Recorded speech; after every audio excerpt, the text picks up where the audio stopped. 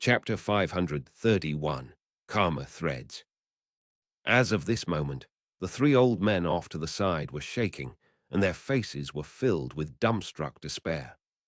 Fear inundated their hearts. This shadow of death which lurked over them far exceeded the mission they had been given by Patriarch Huyin. Without the slightest hesitation, the three nascent soul cultivators turned and used their most powerful escape arts to flee at top speed. They went all out. One of them, of the mid-nascent soul stage, crushed a violet-colored jade slip between his fingers, causing a violet glow to surround his body and then propel him away with explosive speed. Another mid-nascent soul cultivator, having witnessed the failure of Sir Wu's blood escape art, and how he was even injured by using it, didn't dare to use the same technique. Instead, he drew upon the life power of his own nascent soul, ignoring the fact that it began to wither as a result. He shot away at incredible speed off into the distance. The final cultivator had the highest cultivation base of all, the late nascent soul stage. As he fled, he produced a crude feng shui compass from his bag of holding, which he tossed out in front of him. It immediately emanated three glowing bands of light, which stabbed into the air up ahead, and then ripped open a fissure. Without looking back, he dove into the fissure, the only thing on his mind being escape. He was already completely shaken and filled with ultimate dread by Meng Hao. As for Huyan Qing, he was completely stunned by everything that had just happened. His body was shaking and his breath came in ragged pants. His scalp was numb and his heart was filled with intense regret. Seeing Sir Wu explode caused his face to drain of blood and cold sweat to break out all over.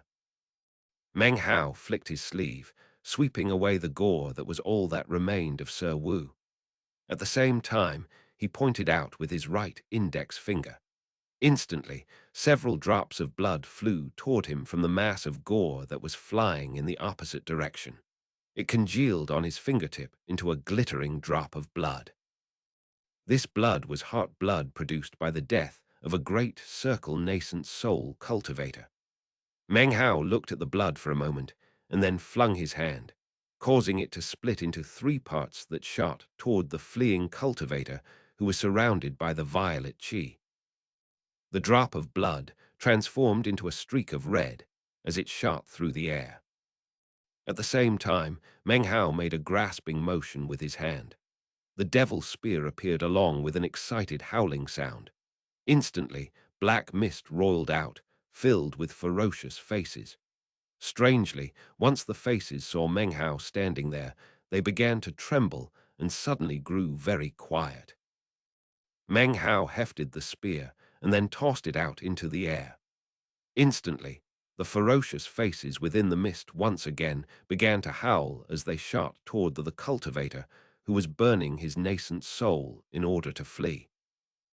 Having done these things, Meng Hao looked over at the late nascent soul cultivator, who was now already halfway through the fissure in the air. The fissure itself seemed to be on the verge of closing. Meng Hao slapped his bag of holding, causing an emerald glow to appear. Suddenly, a very ordinary-looking fishing rod appeared in his hands. As soon as he held the fishing rod, Meng Hao's entire aura changed. It grew blurry, as if his body were somehow merging into the air around him. When Huyan Qing looked at him, he got a cold feeling, as if he were looking at some sort of predator that he was helpless to resist. Except this was not a predator. This was a crushing power from a life force that was levels above him, something that could wrest away his life at any moment. It was impossible to perfectly describe the feeling in Huyan Qing's heart. He was panting, and his body was trembling. The fear he was experiencing now far exceeded any fear he had felt before in his life. It wasn't just him who was feeling such fear. The two fleeing mid-nascent soul stage old men were also trembling and could sense a pressure bearing down on them that far exceeded their own level. It quickly enveloped their entire hearts and minds. Their bodies trembled and their souls shook. Their karma was suddenly visible. What is this? Most frightened of all was the late nascent soul cultivator who had just passed through the fissure.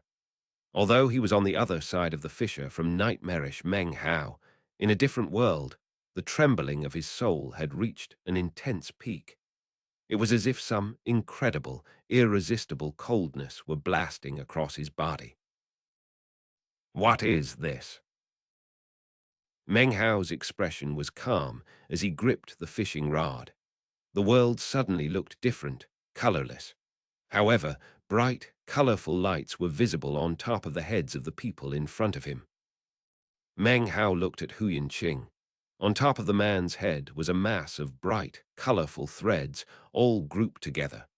Shockingly, one of the threads was bright red and incredibly thick. It was clearly different than the other threads. At the moment, Qiang's body was trembling violently. Meng Hao's gaze and aura were thousands of times more terrifying than they had been before. His look earlier had merely been a threat, but this time, Qiang felt as if his soul were growing cold. It was as if his entire life, all his secrets, were clearly visible to Meng Hao. It seemed to him that all Meng Hao had to do was wish it, and he would instantly die. He could also tell that such a death would not be an ordinary death, which filled him with indescribable fear. It was as if death was frightening enough as it was, but dying at Meng Hao's hands would be infinitely more miserable and horrifying. When Meng Hao looked at the other two fleeing mid-nascent soul cultivators, they experienced the exact same feeling as Qiang. Meng Hao could clearly see the brightly colorful threads attached to the tops of their heads. They too had an incredibly thick red thread that was different from the others. Those thick threads caused Meng Hao's face to flicker almost undetectably. So these are karma threads, murmured Meng Hao. He looked at the trembling old man on the other side of the disappearing fissure. He had even more threads attached to his head. What a pity, said Meng Hao, shaking his head. Based on my understanding of karma, I can't do what ğİ19 did and sever the karma. However, his eyes glinting fiercely, he waved the fishing rod out in front of him. Instantly, a fishing line flew out. It moved so fast that it didn't seem to move at all. It instantly appeared in front of the trembling old late nascent soul cultivator. The old man suddenly felt something infinitely terrifying. Others could not hear the blood-curdling scream that came out from his mouth, but Meng Hao could. Meng Hao saw the line wrap around the old man. When he pulled back on the line, the man's soul was ripped out of his body. His nascent soul rapidly withered, and his body turned pale white as he died. As the fishing line returned to Meng Hao, he reached out and grabbed the soul, then crushed it. As the soul dissipated, Meng Hao's mind filled with a roaring sound. All of a sudden, he realized that he had a much deeper comprehension of karma now, although he wasn't sure he could explain exactly how. When Qiang saw everything that was happening, he could only scream with intense terror. The other two mid-nascent soul cultivators were shaking as they fled madly. Note from Urgen, only 2,000 Chinese characters. This is the 4th update for today, and I'm worried that all of you are getting anxious, so I'm just going to post the chapter. I'm going to go eat, and then take a chilly walk to clear my head. Then, I'll continue to write the rest of this content. It's really cold today here in Mudanjiang Prefecture. It snowed heavily, and is -3 Celsius. This chapter was sponsored by Joshua Lee, Andrew Miller, Graham Kemp, and Patrick Cesar. Chapter 532, The Death of Qiang. Next, however, the pursuing drops of blood caught up with their target. They stabbed through the cultivator, then exploded along with the man's body. As for the other cultivator, despite the incredible speed with which he moved, he could not move faster than the devil spear. It whistled through the air and then stabbed into him. Instantly, black mist enveloped him. Excited, ferocious faces pounced, and a blood-curdling scream filled the air. When it finally faded away, only a skeleton remained. All of this takes some time to describe. But actually, from the time the three men began to flee until the moment they were all dead only took the space of about 10 breaths. Meng Hao put the fishing rod away and then turned to look at Hu Yinqing. When Meng Hao's gaze fell onto him, Hu Yinqing fell backward, trembling. He quickly bumped up against the back of the sedan chair. Early nascent soul cultivation base, said Meng Hao coolly. What a pity. This was actually the weakest early nascent soul cultivation base that he had ever seen. All right, who's your father? He continued, his expression the same as ever. He had long since matured to the point where he did not act impulsively. Naturally, he could tell that, for this man to have such intrepid guards meant that he had a background beyond the ordinary. Furthermore, the thick, red threads attached to the heads of these people led to a lot of questions.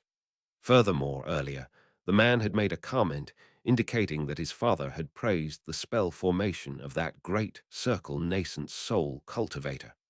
He had revealed the information inadvertently in the midst of bragging arrogantly. However, Meng Hao easily put the pieces of information together.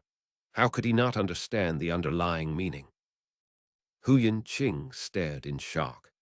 Originally, he had planned to roar out the information about his father in an attempt to shock Meng Hao. Who could ever have imagined that Meng Hao would actually ask for the information of his own initiative? My. Hu Yinqing was perturbed and trembling. However, he still shouted out anyway. My father is Hu Yanming, spirit-severing patriarch of the Heavenly Pursuit tribe, from the Heavenly Court Alliance in the Black Lands. If you dare to kill me, my father won't let you go. It doesn't matter where you're from or who you are. If you dare to hurt me, you're dead beyond the shadow of a doubt. As he blathered on, the words came more smoothly. This was what he had originally planned to say to Meng Hao. The fact that Meng Hao had asked for the information of his own initiative had thrown his rhythm into a bit of chaos.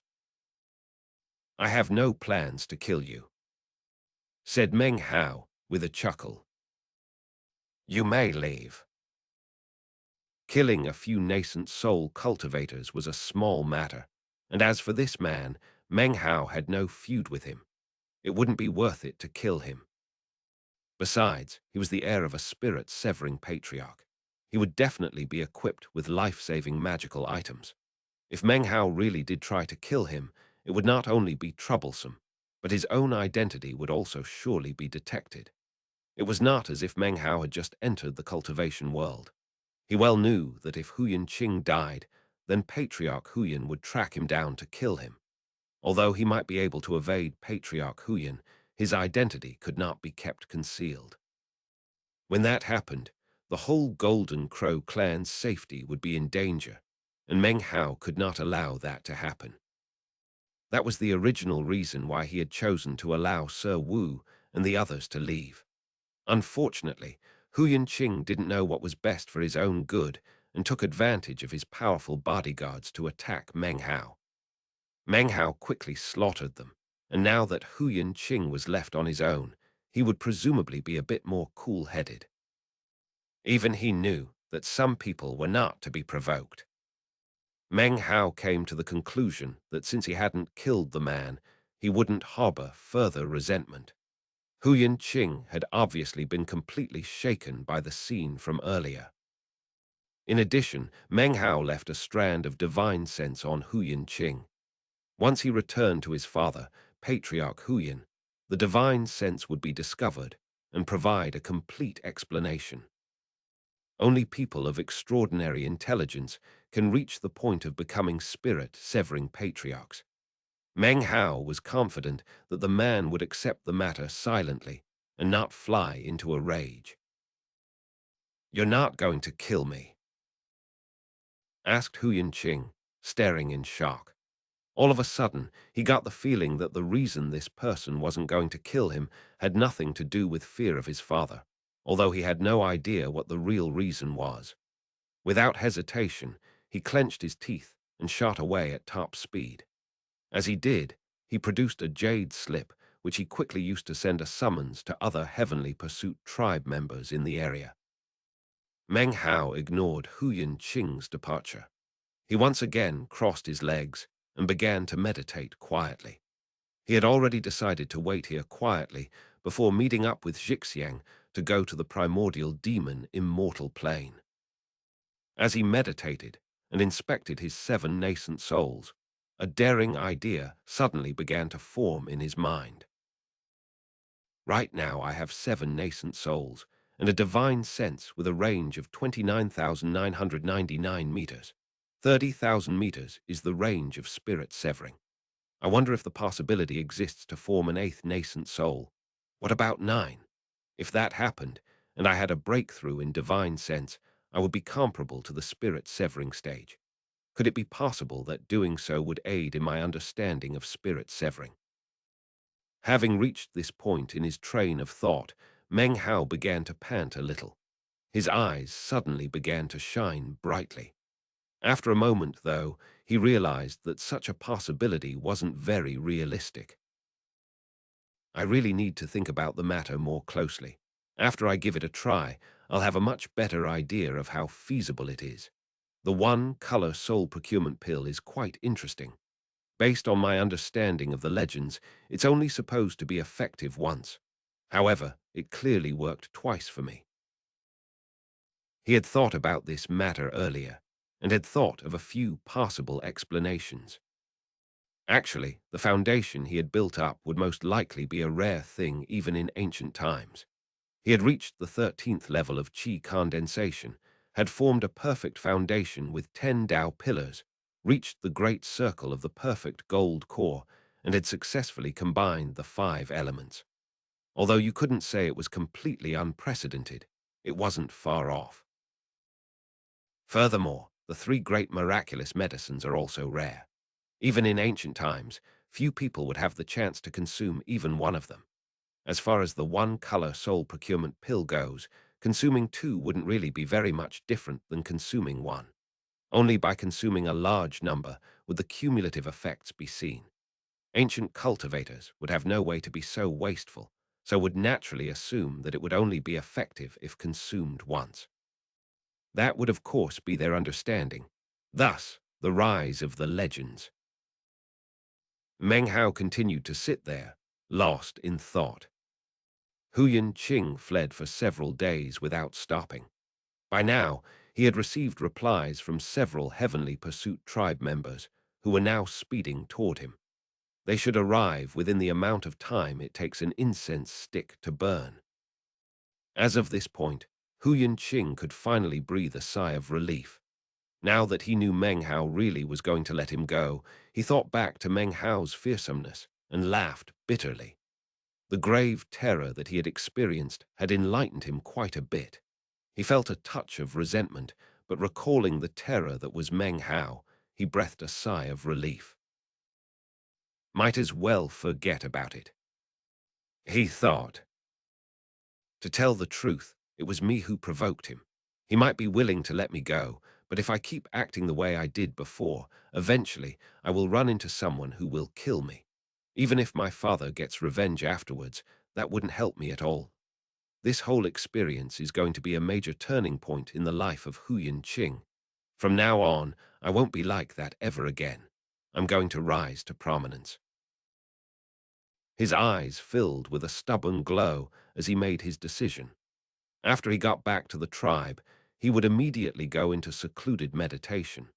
He would change his arrogant personality and would focus everything on increasing his cultivation base. He would never allow himself to experience such terror again in the future. However, even as Hu Qing was murmuring to himself and making his decision, a cold laugh suddenly rang out from behind him. His face flickered as he spun around. What he saw behind him was a black-robed youth. The instant Hu Yanqing saw his face and the killing intent in his eyes, he could only hoarsely stammer. You said you were going to let me go." As soon as the words left his mouth, the black-robed youth grabbed Hu Yanqing's neck and then crushed down viciously. A cracking sound could be heard. Hu Yanqing's eyes went wide and filled with an unyielding regret, as well as confusion. He didn't understand why he had been told he would be set free, only to be then tracked down and attacked like this. He didn't understand why the life-saving treasures his father had given him didn't activate. As his eyes grew dim, death neared, and the lights began to fade. He suddenly realized that this person in front of him was different than the fearsome cultivator from before. He looked the same, but in truth there were differences.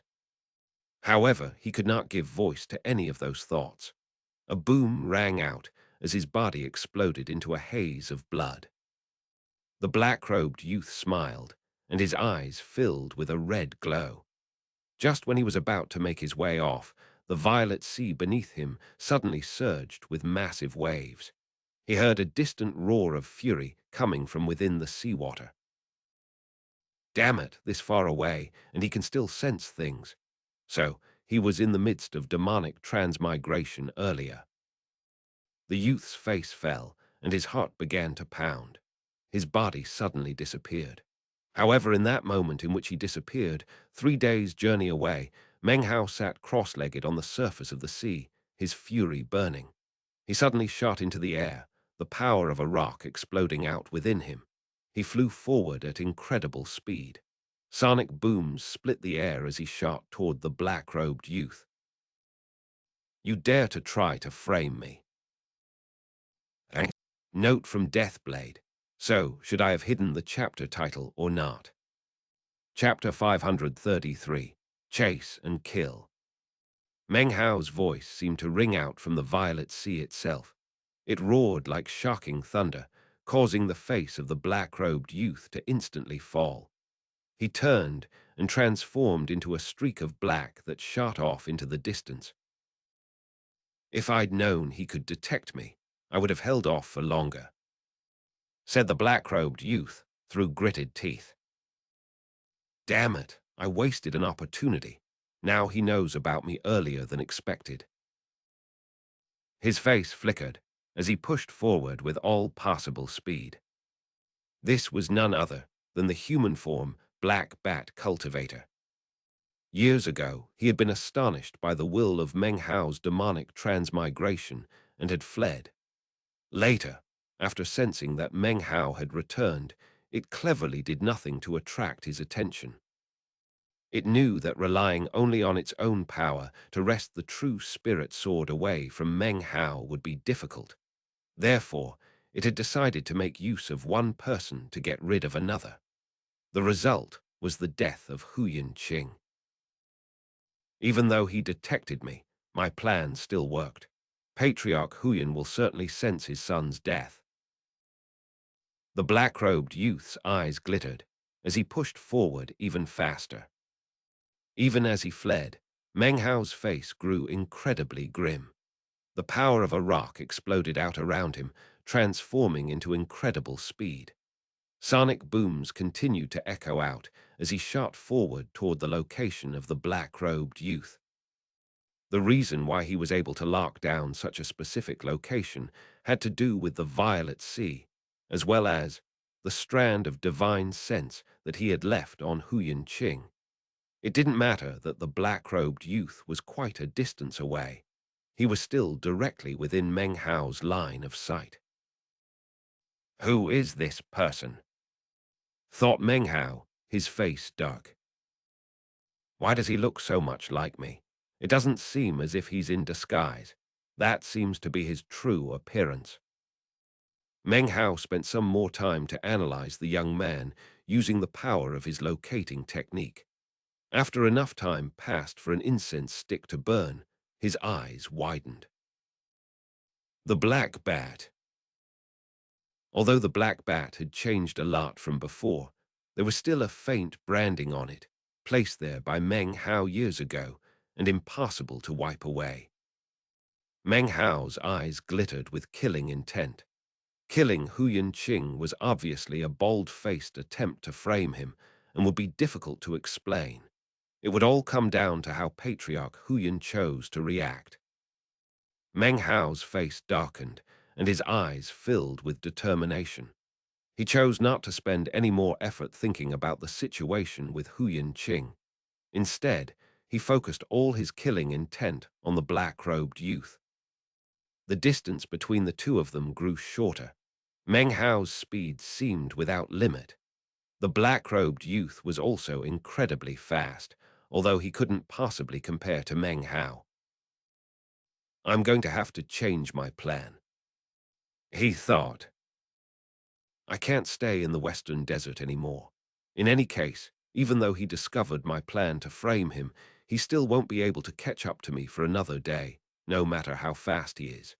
One day from now, I won't be in the Western Desert anymore. In the middle of speeding along, the black-robed youth suddenly stopped in place. He looked around, a cold smile on his face as he calculated something on his right hand. It should be near here. I discovered the teleportation rift leading to the Milky Way Sea in this area all those years ago. Even if it moved a bit, it can't be too far away. His body turned into a flash as he began to search the surroundings. After enough time passed for 2 incense sticks to burn, his eyes filled with a happy expression.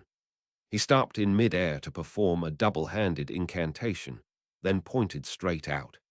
Instantly, the air in front of him filled with ripples which spread out in layers to reveal a dim, grey rift. The rift didn't seem to be anything remarkable. It was apparently sealed. Despite being visible, it flickered as if it were unstable. Damn it, the rift is on the verge of dissipating. I need some time to stabilize it before entering. If I remember correctly, there are 3 teleportation rifts like this in the Western Desert. The next closest one is about 7 days away. There's not enough time. The black-robed youth's face flickered, and he ground his teeth. According to his calculations, Meng Hao wouldn't be able to catch up to him within a day. To repair this rift would take about 10 hours. His eyes flickering, the black-robed youth immediately sat cross-legged next to the rift. He spit out some blue-colored blood which he used to brand the rift. The blood transformed into magical symbols, which, when they landed on the rift, fused into it and began to repair it. Meng Hao sped along above the surface of the violet sea. As soon as he sensed that his target had stopped moving, he couldn't help but frown. Meng Hao's eyes glittered as he realized that the area around the black-robed youth contained the power of teleportation. Unless something happened, a teleportation portal would open up in the area very soon. Second anima. Boom! 2 of Meng Hao's nascent souls merged together, causing his battle prowess to leap up and his body to grow stronger. The power of 2 great circle nascent souls caused his speed to double. Such speed, combined with the wind power of the rock, caused Meng Hao to move with dramatic speed. Third anima. Fourth anima. Fifth anima. Meng Hao roared through the air with shocking speed. He went faster, his body grew stronger, and his battle prowess neared its peak. The combination of the 5 elements made so that the previous distance of 3 days between him and the black-robed youth was now reduced to only 14 hours. That wasn't good enough for Meng Hao, though. Every moment that passed was a moment in which his quarry might flee. Meng Hao's eyes glinted coldly with killing intent as he entered the 6th anima. Roaring could be heard as Meng Hao's body expanded again. The battle prowess of 32 great circle nascent souls surged through him, and his speed exploded, doubling yet again. Cracking could be heard as the air around him shattered. The speed with which he was moving was indescribable. In the blink of an eye, he was tens of thousands of meters away. As of now, he was only about 6 hours away from his target. I can still go faster, seventh anima. With the wave of an arm, he entered the seventh anima. Instantly, his appearance became that of an immortal devil. He now possessed the battle prowess of 64 great circle nascent souls. Yet again, his speed increased explosively. The speed of the seventh anima neared that of the spirit severing stage. After only 2 hours passed, Meng Hao seemed to almost teleport across the western desert's violet sea. Suddenly, he appeared in the region of the black-robed youth. By the time he arrived, the black-robed youth had only completed about 20% of the necessary repairs on the teleportation rift. Suddenly, he sensed something like a screaming wind. The violet sea down below roared and began to swirl into a vortex. An intense sense of deadly crisis suddenly filled the young man, and his heart began to race with fear. Not taking the time to even look behind him, he vanished as he shot off into the distance. Who's chasing me? Don't tell me it's Patriarch Huyan. Impossible. When I killed Huyan Qing, I used an ancient time restriction technique. Patriarch Huyan won't detect his son's death for another 2 days. The black-robed youth's heart trembled, and his face fell. A gale-force wind screamed toward him from behind with shocking speed. Rumbling filled heaven and earth. Within the wind was a tall figure that looked like an immortal devil. He moved with shocking speed and was on top of the black-robed youth in the blink of an eye. The hair on the body of the black-robed youth all stood on end as he looked over his shoulder. His eyes widened, and a grim face could be seen reflected in his pupils, along with an incoming fist. Having seen Meng Hao's face, the black-robed youth screeched. Impossible. Bam! Meng Hao's fist slammed into the young man's belly. It was a punch delivered when in the seventh anima, backed by the battle prowess of 64 great circle nascent souls.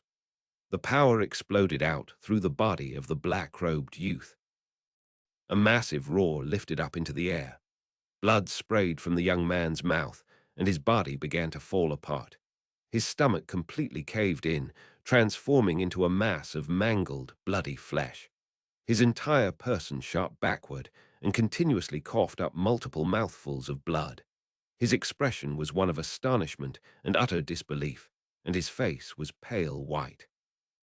The power he sensed in Meng Hao was one that could annihilate anything. It was an indescribably fearsome aura that caused him to tremble with incredible fear. "What's impossible, bitch?" said Meng Hao, his body flickering to appear in front of the black-robed youth. "You dare to frame me?"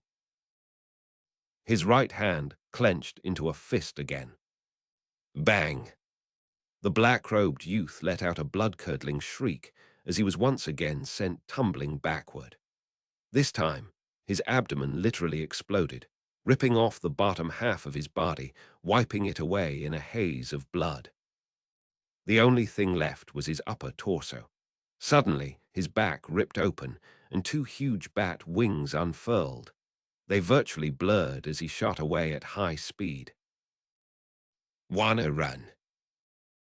snorted Meng Hao, his eyes flickering with intense killing intent as he continued to stay within the seventh anima. The sound of the snort caused the black bat-turned black-robed youth to cough up more blood. Suddenly, Meng Hao disappeared, only to directly appear behind him. His heart trembled as Meng Hao reached out to grab onto him. The black-robed youth let out a miserable shriek. He didn't turn, but rather contracted his wings in an attempt to block Meng Hao's hand. Killing intent glittered in Meng Hao's eyes as he casually grabbed both the wings and then pulled hard.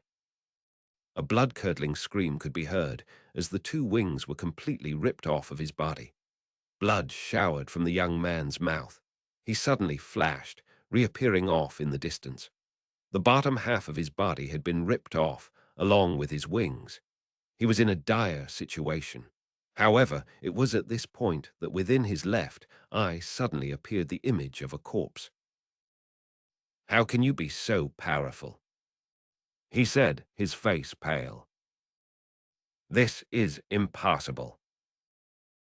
Even as he spoke, he performed incantation gestures. Suddenly, a ghost image sprang up around him.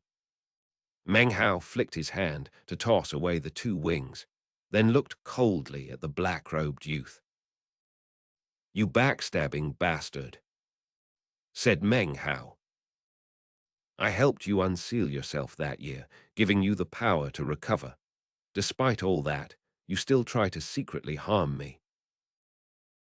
With that, Meng Hao blasted forward. He moved so fast that you couldn't even see him. The only thing that was visible was the black-robed youth tumbling backward again. Chapter 534. Who's the fisherman now? It didn't matter that the black bat was something from ancient times. In front of Meng Hao's seventh anima, it was completely incapable of making a counterattack. As it retreated, its body suddenly broke up into countless pieces, transforming into thousands of bats. The bats instantly scattered in all directions in retreat.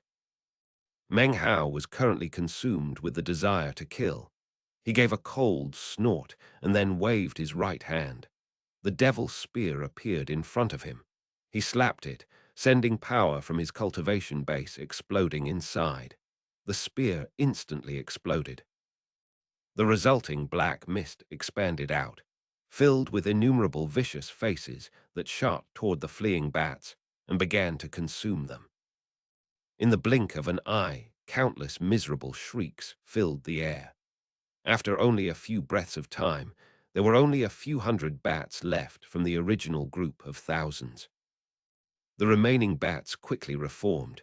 A pop rang out as they transformed back into a physical form. This time, it did not look like the black-robed youth, but rather the enormous black bat. The black bat's eyes were filled with terror. The instant in which it appeared, it tried to flee, but Meng Hao shot forward, appeared directly in front of it. The black bat gave a cry of despair as Meng Hao lifted his hand up and pushed a finger down into its forehead. The power of extermination exploded out. It was like layered ripples of destruction that swept through the body of the black bat. Booms rang out ceaselessly as the black bat screamed. Its body directly exploded into a haze of blood which spread out in all direction. Only the head remained, which Meng Hao grabbed and put into his bag of holding. After the death occurred, the surroundings slowly grew quiet and peaceful. Meanwhile, nearly a year's travel away in the western desert north region, far down at the bottom of the sea, a corpse sat cross-legged. Half of its body was human, the other half beastly. This was the creature from which Meng Hao had acquired the third wooden sword in the Crow divinity Holy Land all those years ago. It was also the same creature that the black-robed youth had absorbed into his left eye and then suppressed. Now, however, the corpse looked different than before. It had conspicuous bat wings sticking out from its back. It sat there motionless on the seafloor, lifeless, filled with an aura of death that was much like the violet sea around it. Suddenly, the empty eyes of the corpse began to glow with light. The glow grew more and more obvious as an aura of life suddenly rose up within its body. Cracking sounds could be heard as it suddenly moved its neck. Its rotten lips suddenly curved into a cold smile. "Petty cultivator," said the corpse in a grating voice. "He thinks he's clever and shrewd, but compared to a spirit like me, he's nothing. In the moment he was congratulating himself on his victory, I managed to slip out like a cicada shedding its skin. He's definitely powerful, though. Thankfully, I was doubly prepared with an extremely realistic second body.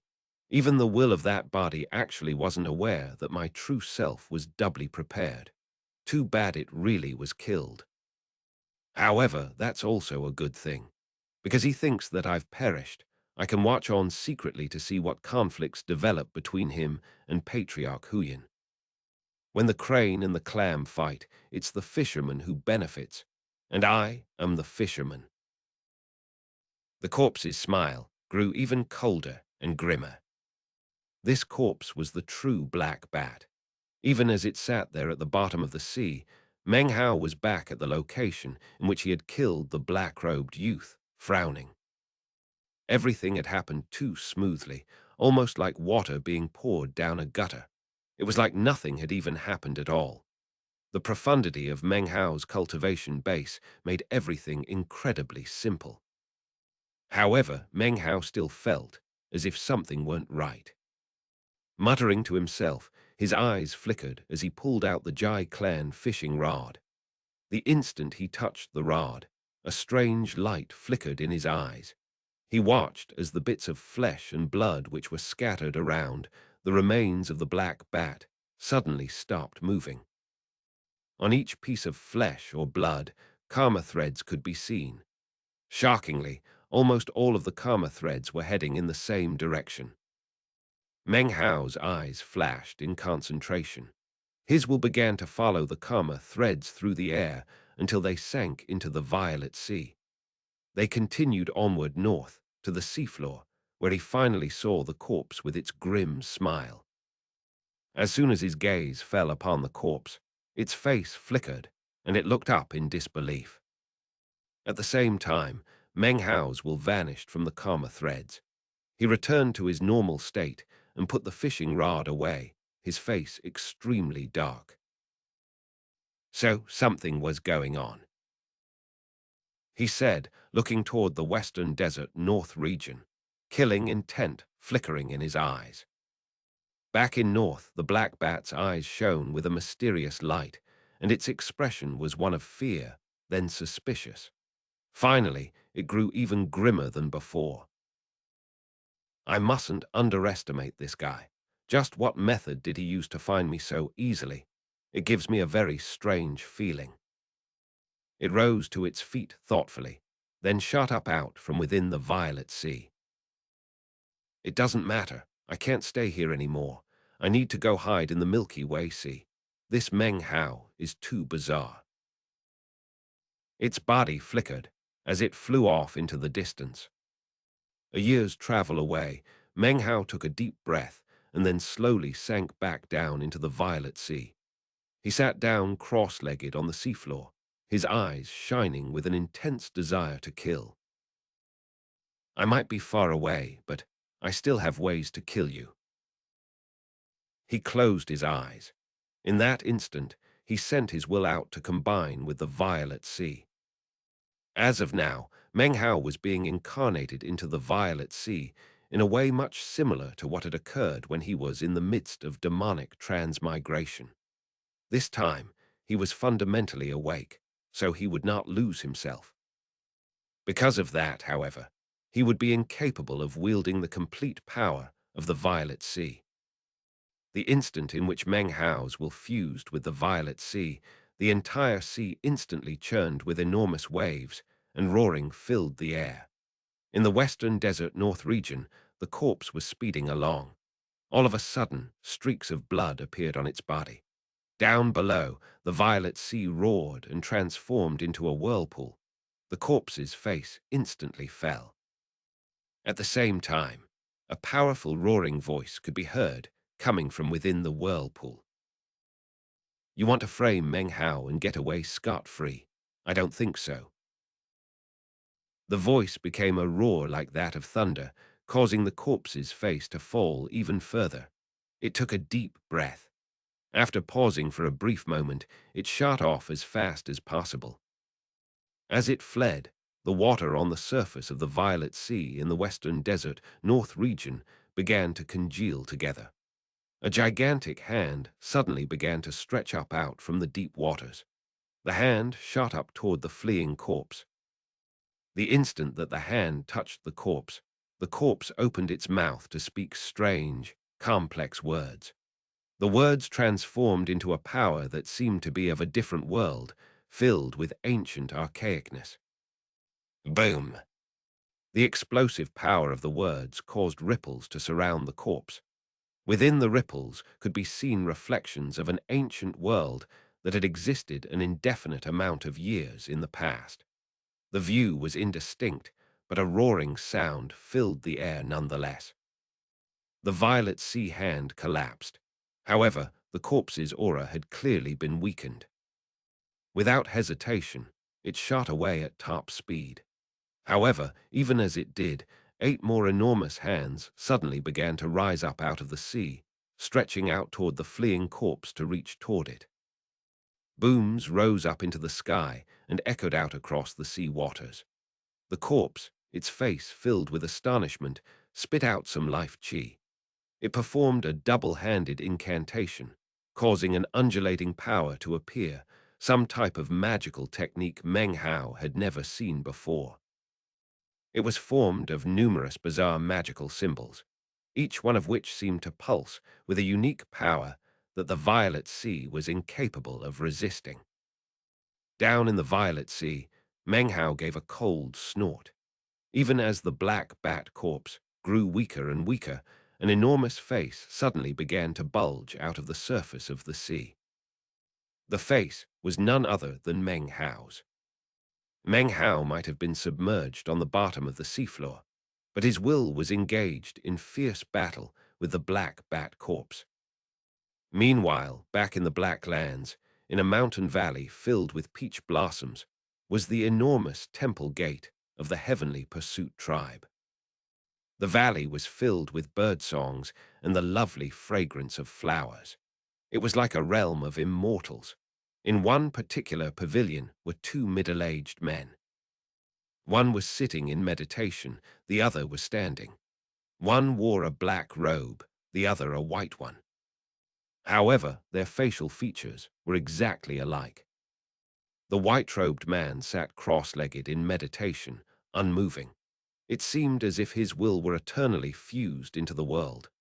Unless some shocking event occurred that rocked the entire Heavenly Pursuit tribe, he would remain there, unwaking. He was completely immersed in secluded meditation, having spent years stabilizing himself after severing his first spirit and recovering the damage to his body. Generally speaking, daily affairs were handled by his divine clone, who was of course the black-robed man who stood there across from him. The black-robed man's face was extremely grim as he looked down at the shattered jade slip he held in his hand. His eyes radiated grief, and then a towering viciousness. Someone dared to slay my only son. He was a bit arrogant and often handled himself poorly. But he was my only son, the only son of Huyan Yunaming. It doesn't matter what he did, no one is qualified to chide him, much less kill him. The white-robed man who sat there in meditation was none other than Huyan Qing's father, the only spirit-severing cultivator of the Heavenly Pursuit tribe, Patriarch Huyan. The black-robed man, the divine clone, was also the translucent figure that Huyan Yunaming had sent after Meng Hao that year to rob him of the demon spirit.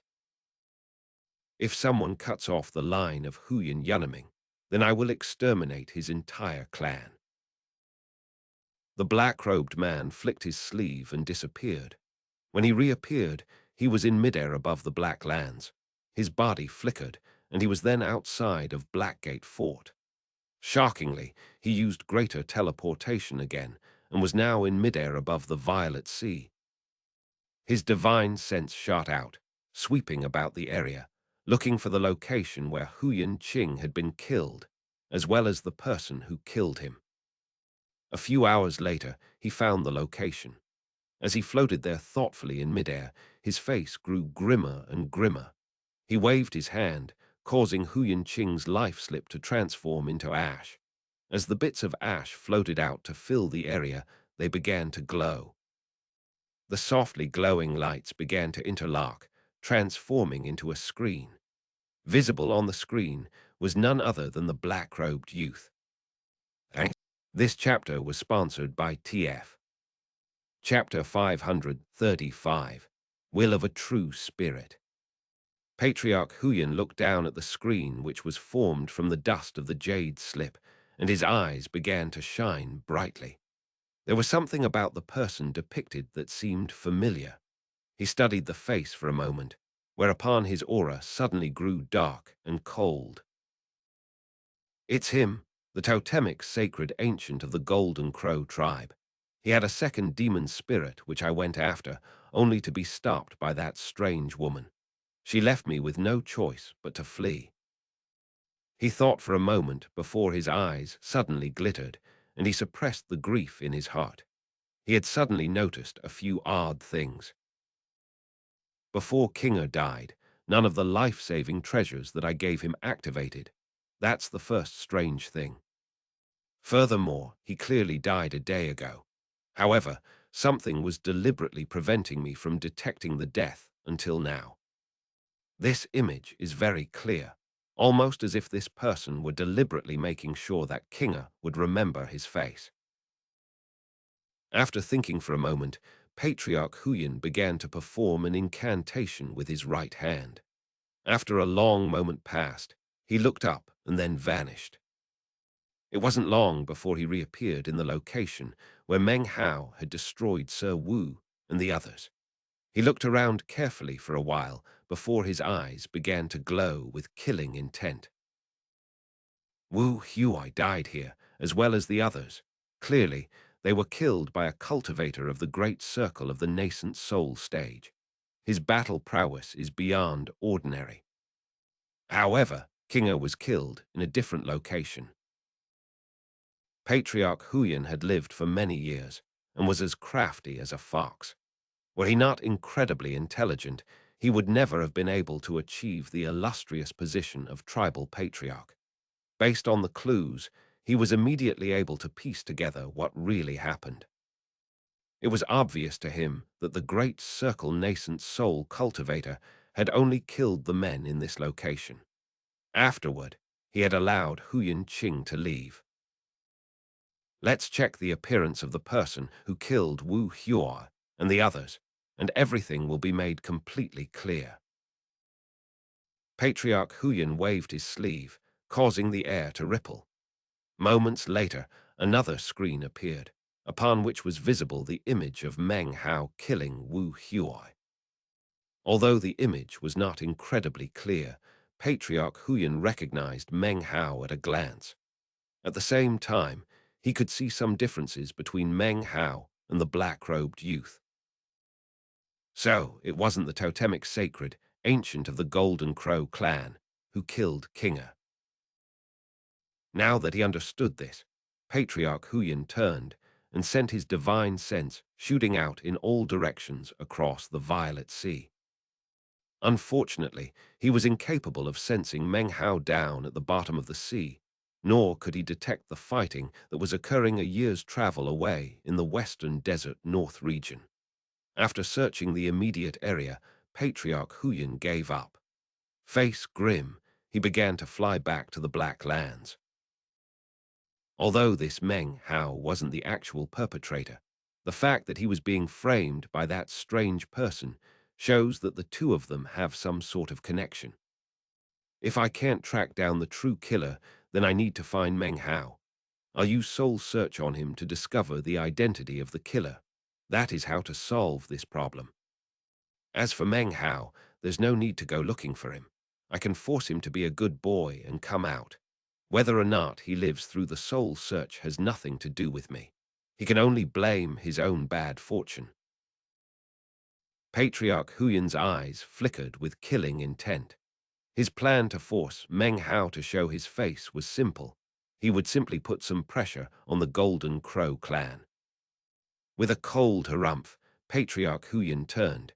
His body flickered as he shot toward the Black Lands. Meanwhile, booming roars filled air in the western desert north region. Meng Hao's face rose up from the water. His eyes glowed with a bright light as he stared fixedly at the corpse which hovered in midair. Soon, the somewhat indistinct face had completely emerged from the water. Beneath it was an enormous column of water that surged up toward the corpse, which was incapable of avoiding it. The column of water instantly enveloped the corpse. There was a boom, and then popping sounds could be heard from inside the body. The corpse's eyes flickered brightly. It suddenly used some unknown technique to cause its body to shockingly be surrounded by 8 glittering magical symbols that resisted the manifestation of the violet sea. After the space of 4 or 5 breaths, the water cascaded back down into the sea. Trembling, the corpse spit out a large mouthful of life qi. Its body was beginning to fall apart. One of its legs directly transformed into ash. Its expression was ferocious as it turned and shot off into the distance. Meng Hao's will was locked onto the corpse. Were his true self here, then the corpse would have no hope whatsoever of getting away. At the moment, his will was fused with the violet sea. However, because he had not completed the demonic transmigration, which would have resulted in him losing himself in the process, then the battle prowess he could wield was not sufficient to restrain the corpse. If you want to get away, you'll have to pay the price. Meng Hao's face once again appeared on the surface of the water. The eyes of the face flickered, then closed, and suddenly the entire face disappeared. At the same time, drops of violet seawater began to rise up into the air. Meng Hao's voice then rang out, filled with killing intent. Blood rising. Massive amounts of water shot up, covering the sky as it shot toward the corpse. The corpse's eyes widened, and it immediately began to perform an incantation gesture. Magical symbols poured out of its body, swirling out to meet the incoming seawater. Incredible booming echoed out. The corpse fell back, spitting out mouthfuls of life qi. In the end, the seawater dispersed, and the corpse heaved a huge sigh. It was just about to continue fleeing off into the distance when suddenly a gigantic fist shot out from within the sea. The previous mass of water had concealed its presence, so as it moved with incredible speed, the corpse was instantly overwhelmed. Cracking sounds could be heard, and the corpse emitted a miserable shriek. As it tumbled backward, its other leg exploded, forcing it to flee with only half of a body. Unfortunately, even as it made to leave, a huge wave appeared in front of it. The seawater then congealed together into an enormous head. The facial features of this head belonged to none other than Meng Hao. This was not just a face, but a full head, fully 3,000 meters wide. It rose up out of the depths of the sea to block the path of the black bat corpse. Damn it! The heart of the black bat corpse was completely shaken, and its scalp was numb. It began to tremble as it turned and changed directions. It was now thoroughly in fear of Meng Hao. Back when it had planned to frame him, how could it possibly have imagined that even being doubly prepared, it would still be powerless to prevent Meng Hao from killing it? In fact, Meng Hao wasn't even here in person. By merely fusing his will into the violet sea, he was still able to push the black bat into this difficult situation. Because of this, it felt incredible fear of Meng Hao. Before it could even employ any divine abilities, a roaring sound could be heard as the sea suddenly began to churn. 2 gigantic arms composed of vast quantities of seawater rose up from within a boundless whirlpool. The 2 arms moved with astonishing speed as they suddenly clapped their hands toward the black bat corpse. Each of these speeding hands was several hundred meters long and kicked up a huge wind along with mighty waves. It was as if the entire area was sealed. The black bat corpse was terror-stricken.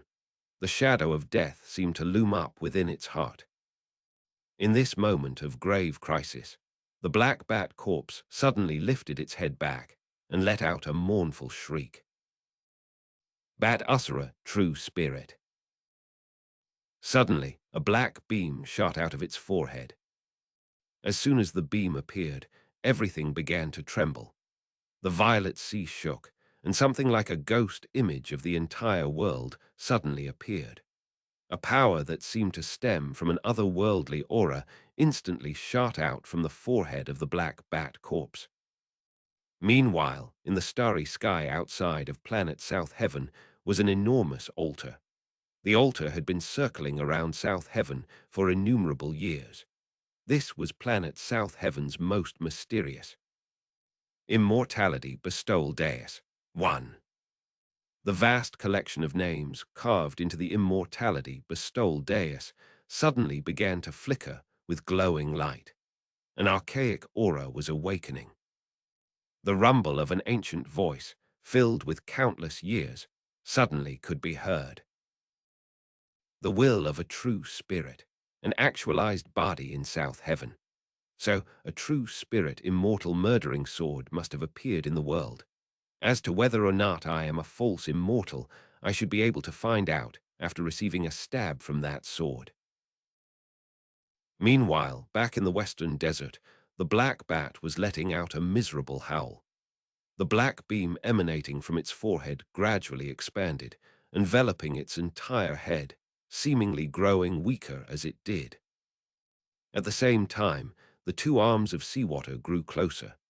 Two gigantic hands slapped down onto the black bat corpse. A huge boom could be heard. An intense aftershock spread out, causing the two hands to collapse into pieces, along with the arms. The water cascaded back down into the sea. The head of Meng Hao, which appeared almost to be bleeding from its orifices, also shattered. Simultaneously, the black bat corpse completely exploded, with the exception of its head. Its head continued to emit a black glow as it shot off like a meteor. A shrill, hateful shriek could be heard as it disappeared. The instant it disappeared, the huge waves on the surface of the sea died down. Everything returned to normal. Meng Hao retracted his will from the violet sea. Back in the location where his true self sat cross-legged in meditation, a tremor suddenly ran through his body. His face was pale white as he retreated from the seventh anima to the first. His eyes snapped open. It's too bad I couldn't completely destroy that demonic thing. If my true self had been there, it would have been a different story. That having been said, it was seriously injured. It's going to take it quite a bit of time to recover. Next time we meet, I'll definitely kill it. His eyes shone with a bright light, and his jaw was set with determination. Just what power was it that it used at the end? It was very strange. Lost in thought, he looked down at his bag of holding. As of this moment, he could clearly sense that one of his immortal murdering swords was filled with an intense, trembling yearning. Perhaps I can get some answers about these wooden swords from that black bat. Meng Hao shot up and was about to emerge from the sea when suddenly his eyes widened and he sank back down. Without hesitation, he fused his will into the violet sea, concealing himself. It was at this moment that an ancient divine sense from far up in the heavens suddenly began to sweep across the western desert. It seemed to be looking for something, but was thankfully obstructed by the violet sea. Because Meng Hao was currently merged with the violet sea and also concealed inside of it, the intrepid divine sense passed by and didn't detect him. Instead, it began to move in the direction the black bat had fled in. The power of the divine sense reminded Meng Hao of the 8 immortals he had seen outside the realm of the bridge ruins that year. What was it looking for? He thought, his eyes glittering. He did not leave, but rather sat there for several more days. During that time, the divine sense appeared 3 more times. Clearly it was looking for something. However, after several more days passed, it completely vanished. Meng Hao waited even longer. When he was sure that the divine sense was truly gone, he shot up out of the sea to stand on its surface. By this point, he had a vague sense that the divine sense from up in the heavens had been looking for the immortal murdering sword. This chapter was sponsored by Frank Contreras. 1. Previous mentions of the immortality bestowal dais were in chapters 204, 319, 468, and 471. Chapter 536, Everything Had Changed. Meng Hao slowly reached up to slap his bag of holding. Instantly, a head appeared in his hand. This was the head of the black-robed youth form of the black bat. Although at this point it actually didn't look much like a human, but rather more like a bat. Its eyes were blank, but there was still a bit of terror and despair visible within them. Anyone who looked at it would definitely have an indescribable, violent reaction. Meng Hao had intentionally kept the head for the purpose of resolving any unnecessary disputes. Huyan Qing's death had been perpetrated by the Black Bat with the specific intention of framing him. Meng Hao had no idea of knowing whether Patriarch Huyan would be able to sort through the clues. Therefore, he kept the head to be able to answer any questions. His body turned, flickering as he headed toward one of the western desert violet sea's 10 outpost cities that he had become aware of when his consciousness was merged with the sea. The nearest one was the 7th outpost. All of the outposts are guarded by Black Land's cultivators. Obviously, the only people who would have the resources to build such towering outposts as these would be backed by the Heavenly Court Alliance. I'll deliver the head up there. There will certainly be people who can then send it to Patriarch Huyan. Meng Hao moved along at top speed for 3 days. It was at that point that off in the distance, he noticed a collection of what looked like airships floating above the water, roped together to form a crude outpost. There were quite a few wooden structures built on top of them, and what appeared to be over 1,000 cultivators. The hubbub of voices and conversations echoed out across the waters, making the whole scene very lively. There were a handful of cultivators patrolling the perimeter with cold expressions. They wore black robes embroidered with decorations of butterflies flying within layers of clouds. These were, of course, the city guards. Cultivators often engaged in trade here. The powers in the Black Lands planned to use these outposts as a foundation to build hundreds more such locations in the coming years.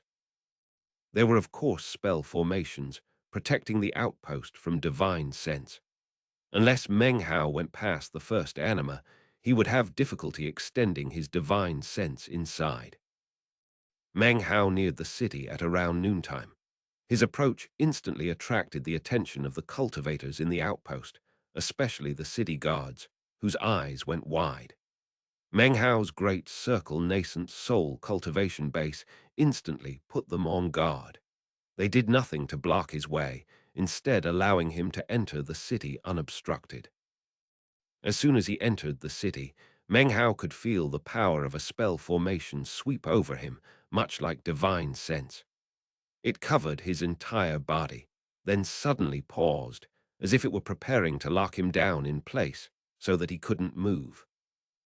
Meng Hao's expression was the same as ever. He had come for the Heavenly Court Alliance. If the people here were looking for him specifically, then it meant that in response to Huyan Qing's death, Patriarch Huyan had made advanced preparations. It would also mean that he knew Meng Hao's identity. If nobody was specifically seeking him out, then that would provide some additional food for thought.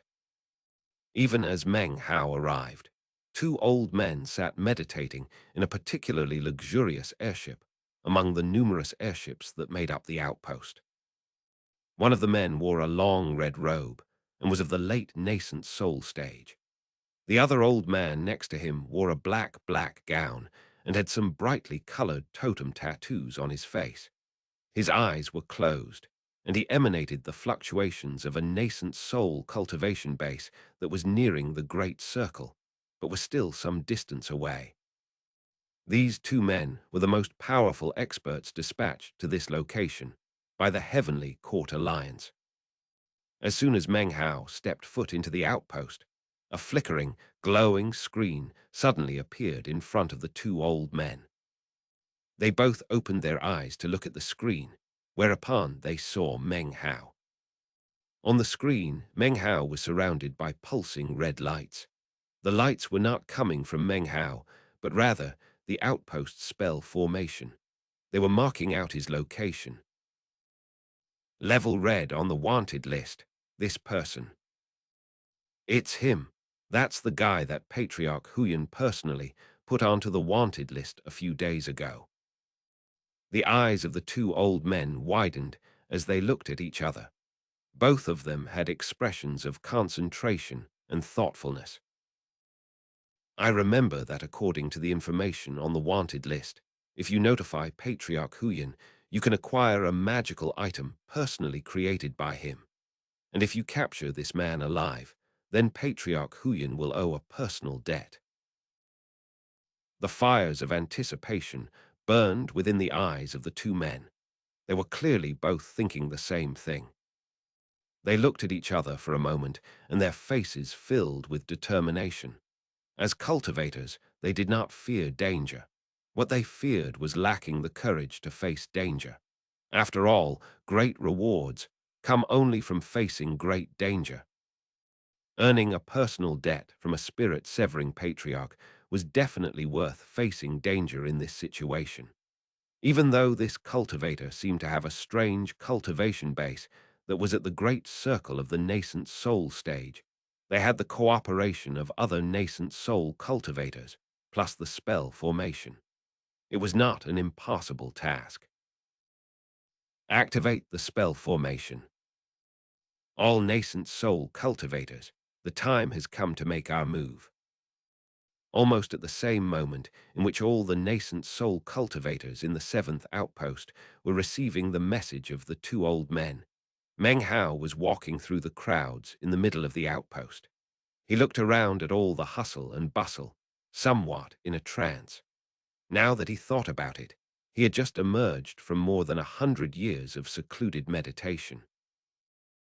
More than 100 years. He sighed softly. Memories slowly flooded up like the tide. Suddenly, he recalled all the familiar faces he had seen when he was fused with the violet sea. He thought about that teardrop. Filled with melancholy, he walked through the outpost until he was nearing its far edge. It was at this point that he suddenly stopped in place and looked up. For the first time in more than 100 years, a tremor of anger ran through his body. Up ahead of him, hanging from a rack, were more than 50 people. More than 50 people. Many were gasping and on the verge of death. Half, though, were actually dead. Their corpses hung there, exposed to the elements, surrounded by an aura of death. Their bodies were covered with scars and bruises. It was impossible to say how much torment they had endured. Those who hadn't died wore vacant expressions, as if they were looking at something far, far away. None of them emitted any wails or screams. All of them maintained silence. One of the people was an old woman. Her face was wrinkled, her body withered and covered with lash marks, her hair pure white. She was clearly in very sore straits. However, if you looked closely, you could tell that when this woman had been young, she had been beautiful. She gazed off into the distance, her eyes filled with despair. It was hard to tell what she was thinking. However, her heart clearly burned with an ever-burning life force. It was as if her heart raged with incredible hatred. A roaring sound filled Meng Hao's mind, and an intense, unprecedented coldness filled his face, the likes of which hadn't appeared for more than 100 years. Even when facing the black bat, Meng Hao's fury was nothing compared to the feeling he was experiencing now. His body trembled as his rage began to reach a pinnacle, a place where he could not control it. Coldness began to radiate off him in pulses. Ice appeared on the wooden planks beneath his feet, and enormous waves began to roll across the surface of the violet sea outside the outpost. His brain suddenly filled with memories of the past. "Senior, this is my older sister, Wu Ling. If you dare to deceive my little brother, then I won't rest until you're dead. Senior, I, Wu Ling, am willing to do anything for my younger brother, anything. I can even be your—" The echoing voice in his mind seemed to transform into the old woman in front of him. She had once been nothing but a young girl. The passage of time, however, had transformed her beauty into ancientness. Meng Hao was just barely able to recognize this old woman as none other than Wu Ling. As for the other people who were hanging on the racks, Meng Hao recognized 4 or 5 of them. They were none other than members of the Golden Crow tribe. As Meng Hao looked at the members of the Golden Crow tribe, some of the surrounding cultivators watched on and sighed. They glanced at the hanging Golden Crow tribe members and talked about them in low voices. There are members of the Golden Crow Black Dragon clan hanging in all of the 10 outposts. They shouldn't have provoked the Heavenly Pursuit tribe and Patriarch Huyan. The real one to blame is their former totemic sacred ancient. He actually killed Patriarch Huyan's only son. That's simply too much of a provocation. All of the powers in the Black Lands were completely astonished when it happened. Ha. This collection of corpses and half-dead cultivators is all to force the old Golden Grow tribe totemic sacred ancient to show his face. If I remember correctly, his name is Meng Hao, right? I even heard that the Heavenly Pursuit tribe made an announcement that for every day Meng Hao doesn't show up, the Heavenly Pursuit tribe will kill 100 members of the Golden Crow tribe. The words stabbed into Meng Hao's heart like sharp knives. His heart felt as if it were being ripped open. His face was pale white, and the ice beneath his feet grew even thicker. His breath came in sharp stabs, and his eyes filled with veins of blood and a glow of red. He had never imagined that Patriarch Huyan would actually do something so heartless. Such deeds showed that he completely disregarded Meng Hao. This was the action of someone who felt himself to be in a position of vast superiority. Even though he knew that the crime had not been committed by Meng Hao, he still dragged him into the issue. Golden Crow tribe. The roaring of the Violet Sea grew even more intense. Quite a few of the cultivators were looking out in astonishment. There were also some who had noticed that something seemed a little bit off about Meng Hao. Among the group of 50 hanging on the racks, Wu Ling suddenly seemed to sense something. With great effort, she turned her head and looked at Meng Hao. The instant she saw him, an expression of shock filled her face. Slowly, a smile spread out. Meng Hao looked at her, his expression one of guilt, but mostly of unsurpassable fury. As of this moment, the hushed conversations in the area had been interrupted by the churning of the Violet Sea. There were 2 sentences, however, which rung out into Meng Hao's ears. The Golden Crow Black Dragon clan actually split because of this matter. The Black Dragon tribe took the opportunity to once again stand on their own. The Golden Crow tribe barely managed to escape complete calamity. I heard that the Heavenly Pursuit tribe actually went to war with them, and that the war is still raging even as we speak. There is no clear winner right now, but recently, the Heavenly Pursuit tribe managed to capture about 500 members of the Golden Crow tribe. The Golden Crow tribe is still amazing, though. They are even more powerful than the Heavenly Pursuit tribe anticipated. The Heavenly Pursuit tribe has suffered quite a few casualties and finally mobilized their entire tribe to go to war. After hearing these words, the roaring Violet Sea outside the outpost suddenly exploded up. The coldness beneath Meng Hao's feet swept out in all directions, covering the entire outpost. Everything had changed. Chapter 537. Awaken, Mastiff. Meng Hao's body trembled and his mind filled with roaring. Intense fury exploded out from within his heart. Heavenly Pursuit Tribe. Huyan Yanaming, Ukraine. The Violet Sea roared and coldness spread out in all directions, causing something that appeared like snowflakes to appear in the air. Within the outpost, all of the cultivators were incapable of preventing a shudder from passing through their bodies. As for the ones near Meng Hao, they started to shake as they looked over at Meng Hao. Figures appeared, surrounding Meng Hao, 9 nascent soul cultivators. The 2 old experts who were in charge of the outpost also appeared, floating in midair. Next, the spell formation in the outpost activated completely. Roaring sounds echoed about as the entire area was enveloped with an enormous pressure that constantly pushed down on Meng Hao. "Meng Hao," said the black-robed old man, "you ruthlessly slaughtered conclave members of the Heavenly Court Alliance. Now you dare to show your face in this outpost. We have come here today to take your head." Even as his voice echoed about the city, dozens of Alliance members appeared in the area. They sat there cross-legged, maintaining the rotation of the spell formation. Meng Hao's eyes were bright red, and his heart dripped with blood. He did not kill Huyan Qing. In fact, in an attempt to prevent any misunderstandings, he annihilated the black bat and brought its head to offer explanation. He simply didn't believe that Patriarch Huyan, with his level of cultivation base and powers of insight, would not be able to read the clues surrounding Huyan Qing's death. Now he could see clearly that the damnable Huyan had no intention of discussing matters rationally. "Patriarch Huyan, since you're so dead set on dragging me into the matter, then go ahead and consider Huyan Qing to have been killed by Meng Hao." Setting his jaw with determination, he slapped his bag of holding to produce the head of the black bat. Before, he had viewed the head as all the proof needed to explain things clearly. Now, he simply waved his hand, causing it to explode into ash.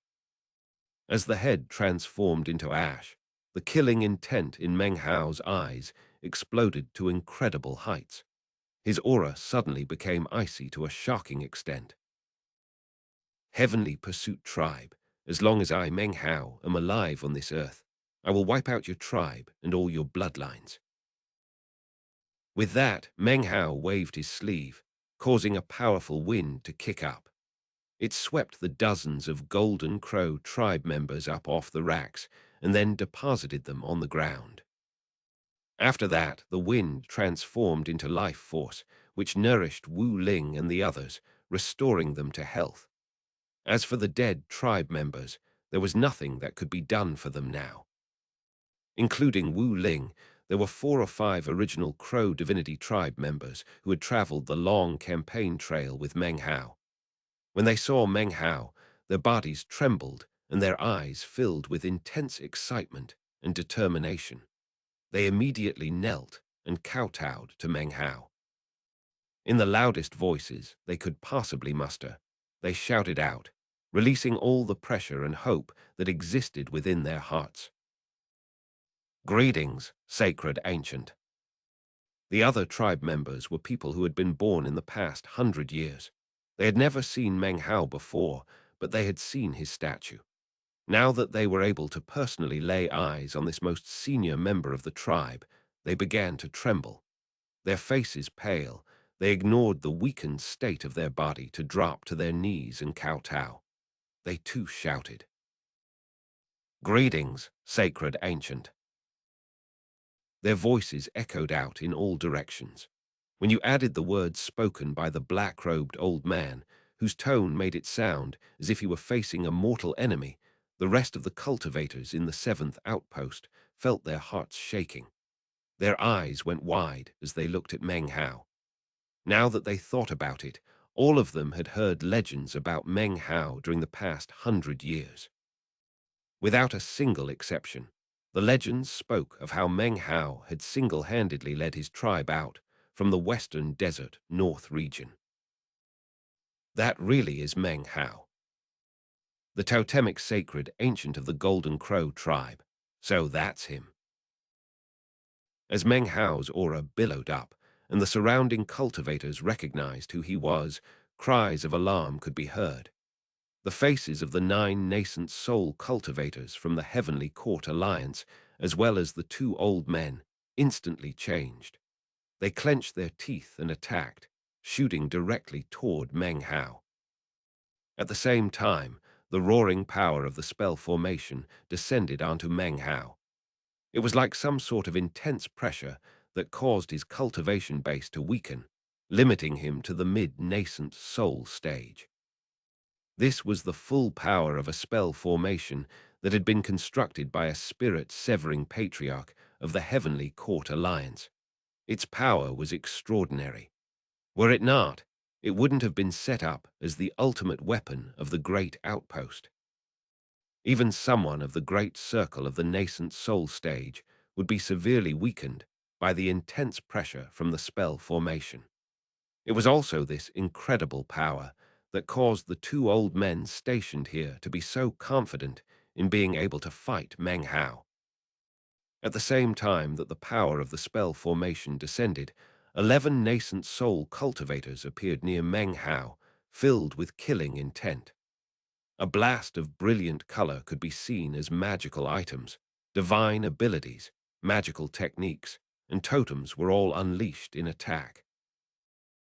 You might be a totemic sacred ancient, but once you enter our outpost spell formation, your fate is sealed. You're dead for sure. Cold laughter rang out, only to be interrupted by a shocking roar that exploded out from none other than Meng Hao. As the sound roared out, Meng Hao's voice could be heard, filled with sinister coldness and killing intent. Third Anima. His voice could be heard almost at the same time that the attacks of the incoming 11 nascent soul cultivators appeared. These men were clearly going all out against Meng Hao. It was also then that all of their faces instantly flickered, and their hearts filled with an unprecedented feeling of terror. The feeling was such that they had no choice but to instantly retreat. As they retreated, the light caused by the various divine abilities and magical items dissipated to reveal, right there in the middle of the spell formation, a man who looked somewhat like an immortal devil. Meng Hao. His hair whipped about his head. Now that he was in the third anima, he was filled with the power of 4 great circle nascent soul cultivators. The spell formation which enveloped him, while previously invisible, could now be seen in the form of a large net. The net glittered brightly and emitted groaning sounds as if it were under great strain. Popping sounds rang out, and fissures appeared. As the fissures spread out, Meng Hao's aura exploded out fearsomely. The aura caused all of the cultivators in the city to be completely astonished. That was especially true of the 11 nascent soul cultivators. Their faces immediately filled with looks of disbelief, and they gasped. They couldn't imagine how a nascent soul cultivator could possibly fight back so strongly against the spell formation. From the look of it, the spell formation would be able to pin him down for only a very short period of time. Unfortunately for them, their guesses were incorrect. Even as their faces fell, and they speculated that Meng Hao wouldn't be held in the spell formation for very long, the gigantic web suddenly collapsed into pieces and vanished. As the spell formation vanished, the entire outpost suddenly shook. Blood sprayed from the mouths of the 10 Alliance tribe members who had been maintaining the spell formation. A moment later, their bodies directly exploded, transforming into hazes of blood and gore. The spell formation was simply not qualified to hold out against Meng Hao. In the blink of an eye, it was completely destroyed. The moment the spell formation was wiped out, Meng Hao strode forward and waved his arm toward the astonished 11 nascent soul cultivators. The waving of his arm caused 4 times the battle prowess of a great circle nascent soul to explode out. It fused into the raging wind and exploded out. Blood-curdling screams drifted out as 9 of the 11 nascent soul cultivators were incapable of avoiding a force like that of crushing mountain. They could not dodge, nor could they resist. The wind cleaved the flesh from their bones and wiped away their screaming nascent souls. 9 people, dead in an instant. Blood sprayed from the mouths of the most powerful cultivators, the 2 old men, as they tumbled backward. Just what kind of cultivator is he?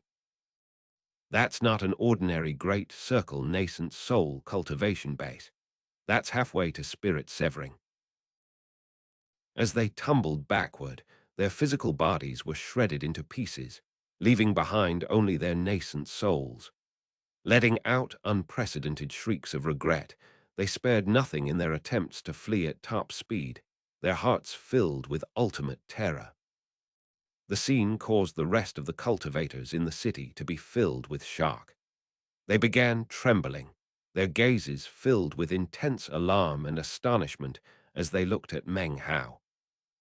He stood there, tall hair flying about, his aura shocking to the extreme. The berserk aura of an immortal demon rose up, filled with killing intent. All of his fury had transformed into the desire to kill. All of that killing intent was focused on one thing: wiping out the heavenly pursuit tribe. If you kill one of my people, I'll kill 100 of yours. You kill 100 of mine, I will wipe out all of yours. I didn't want to fight. I wanted to resolve the issue. I even came to this place with the head of the black bat for that very purpose. But you place yourself on a pedestal. You believe yourself to be invincible. You saw no reason to talk reasonably with me.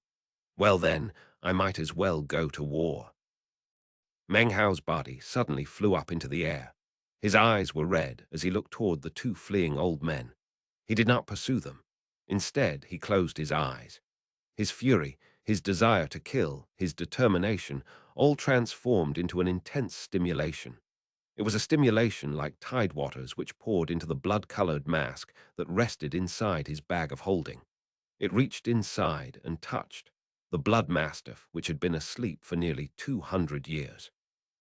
It had now slept until the point that it was ready to awaken. The sensation had continued to grow stronger to Meng Hao after the heavenly tribulation. At that time, he felt that even without outside stimulation, the mastiff would awaken within a few months. I need you, my mastiff. Awaken, my blood mastiff. Together, we will bring war to the heavenly pursuit tribe. Mastiff, awaken. In that moment, the blood-colored mask inside his bag of holding began to shudder. The mastiff could sense Meng Hao's wrath. It could feel how much he desired to slaughter the heavenly pursuit tribe. It could tell that Meng Hao needed it. In that moment, a tremor ran through the mastiff's body. The blood-colored eyes, which it had not opened for nearly 200 years, suddenly, completely opened. The mastiff had awakened. As soon as it opened its eyes, a boundless bloody glow erupted out from Meng Hao. It filled the sky in all directions, rapidly covering the entire area. Before the two fleeing nascent souls could get very far, they were covered over by the bloody light. Piercing screams could be heard as the nascent souls melted into nothingness. There is a phrase that goes like this: rewards come only with risk. However, there is a second line to the phrase: risk can also bring death. Chapter 537, Awaken, Mastiff. This chapter was sponsored by Anthony ğÄÉ. Chapter 538, Blood Mastiff Tao Protector. Even as the two nascent souls died, the red glow, which filled the surrounding tens of thousands of meters, transformed into a red mist. The mist churned and seethed, rising up into the air in shocking fashion. It changed. No longer was it wide and flat, but rather spherical. In fact, from a distance, it looked like an enormous red eyeball. Anyone who looked at the eye would feel extreme fear and shock, and would even lose the ability to think clearly. The sight would cause the brain to fill with roaring, as if one were in the middle of a sea of blood, incapable of freeing oneself. It seemed as if, in this instant, all lives became the color of blood. The eye was incredibly realistic and was filled with a strange, demonic air. Red mist seethed, as if the eye were blinking. It was frightening to the extreme. In the very center of the gigantic eyeball appeared a vortex. It spun rapidly, transforming into a black hole. The black hole seemed capable of consuming anything and everything. As soon as it appeared, the air in the area distorted, as if all the light in the area were being sucked in. Anyone who could see the scene would be horrified. As the vortex spun, the black hole grew larger. 30 meters, 150 meters, 300 meters, 900 meters. In the end, it expanded outward until it was no less than 3,000 meters. A red eye 30,000 meters wide. A black hole 3,000 wide, like a pupil. The vortex was the border between the pupil and the eye. All of this completely shocked everyone who was in the outpost. The local cultivators were trembling, their expressions that of utter astonishment and disbelief. What is that? The nascent soul cultivators are all dead, and it only took a moment. This Meng Hao, he's just what level cultivation base does he have? Just what horrifying thing is he summoning? Cold sweat began to drip down the foreheads of everyone present, and their breath came in ragged pants. A profound sense of deadly crisis filled their hearts. As of this moment, they were filled with an indescribable dread of Meng Hao. It was like they were in a nightmare from which they couldn't awaken, something that would be forever branded in their souls. The surrounding violet sea was covered with huge waves. From within the black hole in the enormous eye, a roar could suddenly be heard. The roar sounded like the howl of some type of beast. Everything shook, and the air vibrated. The pupil within the gigantic red eye seemed to contract and then rapidly expand. Everything distorted, and the crowds of people in the outpost felt their hearts shaken. It was a single roar, but it was as shocking as thunder. As it echoed out in the world, half of the people within the outpost began to bleed from their eyes, nose, mouth, and ears, and then passed out, unconscious. They were simply incapable of resisting the roar, which contained a cultivation base power capable of filling the heart and mind with shock. One sound was filled with such intense pressure that it rendered people unconscious. Cracking sounds could be heard coming from the airships and wooden planks that made up the outpost. The entire structure began to sink down.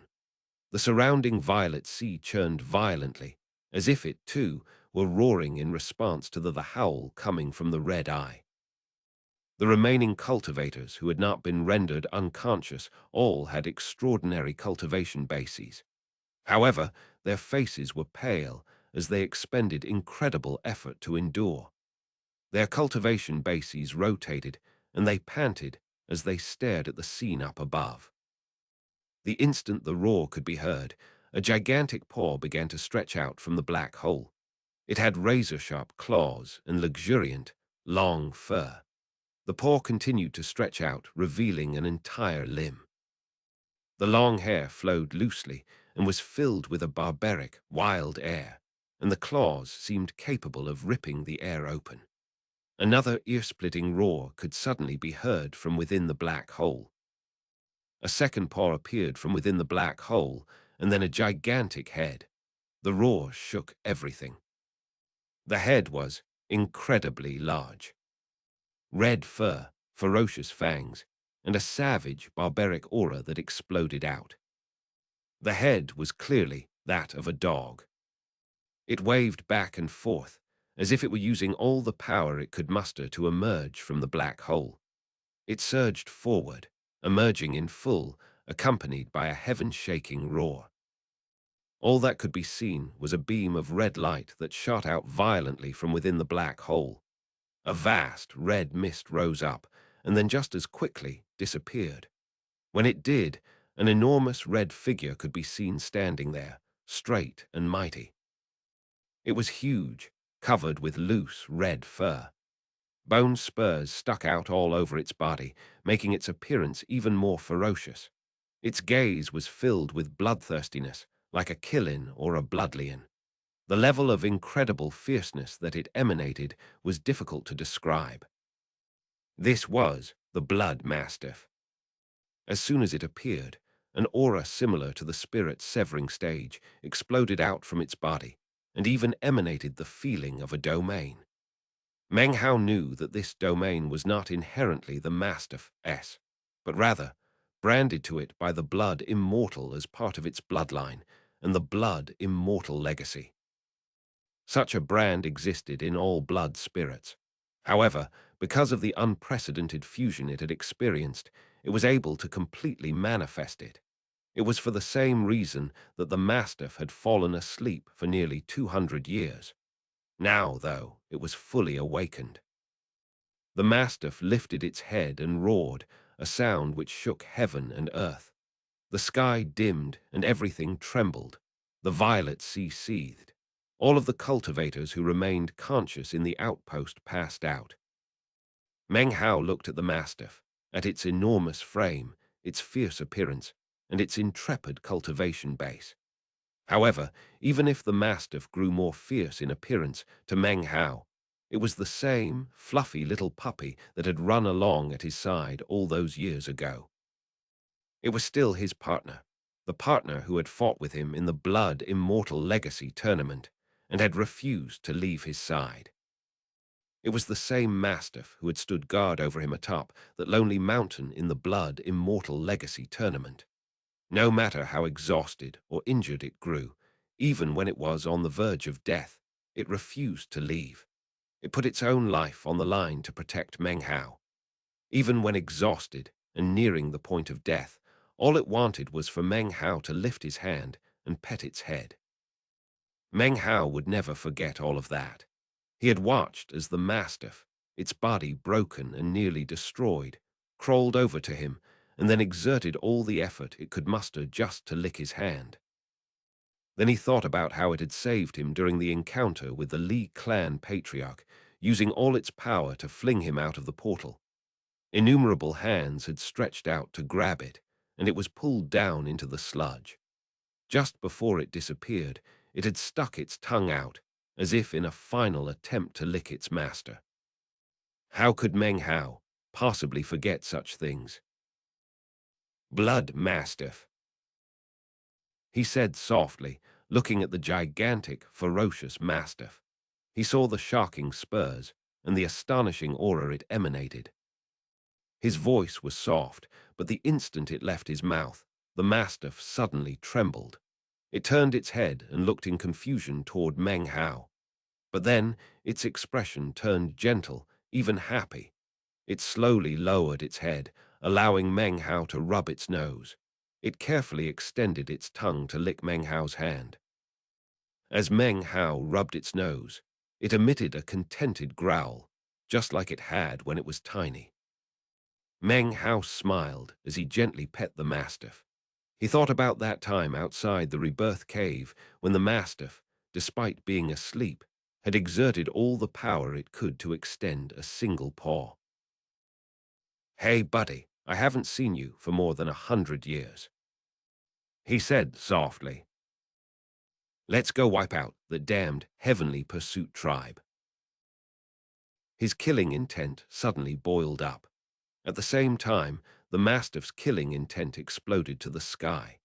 It roared, the sound of which was like thunder. Meng Hao leaped up into the air, flying up to stand on the Mastiff's head. He waved his right hand, causing a massive wave to sweep out and pick up the Golden Crow tribe members as well as the bodies of their dead. Under Meng Hao's control, the Violet Sea's power of extermination was restricted, ensuring that the Golden Crow tribe members would not be harmed in any way. Meng Hao looked at Wu Ling and the others. "We're going together. There's a debt of blood that can only be paid back with blood." As soon as the words left his mouth, the Mastiff roared again and then shot up into the sky, taking Meng Hao with it. Wu Ling and the other old-timers felt their blood beginning to grow hot, just like it had in the old days. They and the other tribe members shot forward within the wave. They did not leave for the Black Lands. Instead, they went to the nearest outpost, the 9th. Under the orders of Patriarch Huyen, the Heavenly Pursuit tribe had gone to war with the Golden Crow tribe in order to force Meng Hao out. It had cost them quite a bit, but in the first battle, they had managed to capture 500 prisoners. Those captives had been subjected to endless forms of torture. Their cultivation bases had been ruined, and they were then sent to the 10 outposts in the western desert sea to be strung up. They were hung out in the open, exposed to the elements. The entire purpose was so that Meng Hao would see it. In Patriarch Huyan's estimation, once Meng Hao saw, he would be forced to appear. If he didn't, then his totems would be severely weakened, and he would lose his faith power. In actuality, Meng Hao had long since reached the point where he didn't need either of those. He had successfully formed his nascent soul. As such, he was both a totemic sacred ancient and was. In any case, Patriarch Huyan had severely miscalculated. Meng Hao would definitely appear. However, the reason was because of sentiment and because of the Golden Crow tribe. Our slaughter will begin with the 10 outposts on the Violet Sea. The Mastiff roared as it shot forward with the incredible speed of spirit severing. Meng Hao stood on top of its head, the wind whipping his clothes about. The killing intent in his eyes only continued to grow thicker, and his determination to exterminate the Heavenly Pursuit tribe grew even stronger. Boom! The second outpost soon became visible. After consulting with the former members of the Crow Divinity tribe, he now knew that although the 10th outpost belonged to the Heavenly Court Alliance, it was mostly controlled by the Heavenly Pursuit tribe. The 2nd, 5th, and 9th outposts were all the same. As for the 7th outpost, which Meng Hao had already destroyed, the blame for that could be placed squarely on the shoulders of the 2 old men who had tried to kill him. "I don't care what tribe they belong to," said Meng Hao, his eyes glowing coldly. "Anyone who dares to string up my Golden Crow tribe members deserves to die." There was no need for an order from Meng Hao. The blood mastiff's eyes glowed with red light as it neared the 2nd outpost. The sound of the roar created a sonic boom which sent mad, invisible power sweeping out. As it slammed into the outpost, a spell formation activated. However, it could only stand up to the roar for the space of a single breath before it collapsed into pieces. At the same time, the cultivators of the Heavenly Pursuit tribe within the outpost began to fly into the air, looks of shock on their faces. Before they could even react, a gale force wind swept toward them. Each and every cultivator was instantly shredded into pieces, completely destroyed in body and soul. An off-kilter roar of despair rose up from within the outpost. It belonged to a cultivator who was at the peak of the late nascent soul stage. His body was trembling, and he was surrounded by the reek of blood. To see so many people slaughtered in front of his eyes was like something from a nightmare. He knew that for a single roar to do, that could only mean that he was facing spirit severing. "Your Excellency, who are you?" "We are cultivators from the Heavenly Pursuit tribe of the Heavenly Court Alliance. I am the totemic sacred ancient of the Golden Crow tribe, Meng Hao. I'm here to save my people and to eradicate the Heavenly Pursuit tribe." Chapter 539, Slaughtering the Outposts. Meng Hao's voice was like a cold wind that blasted out in all directions. He pointed with the index finger of his right hand, causing a massive collection of violet qi to amass up ahead and form into the shape of a blade. It shot forward directly toward the peak late nascent soul cultivator who had just spoken. The cultivator's face fell as he heard Meng Hao's cold, echoing words.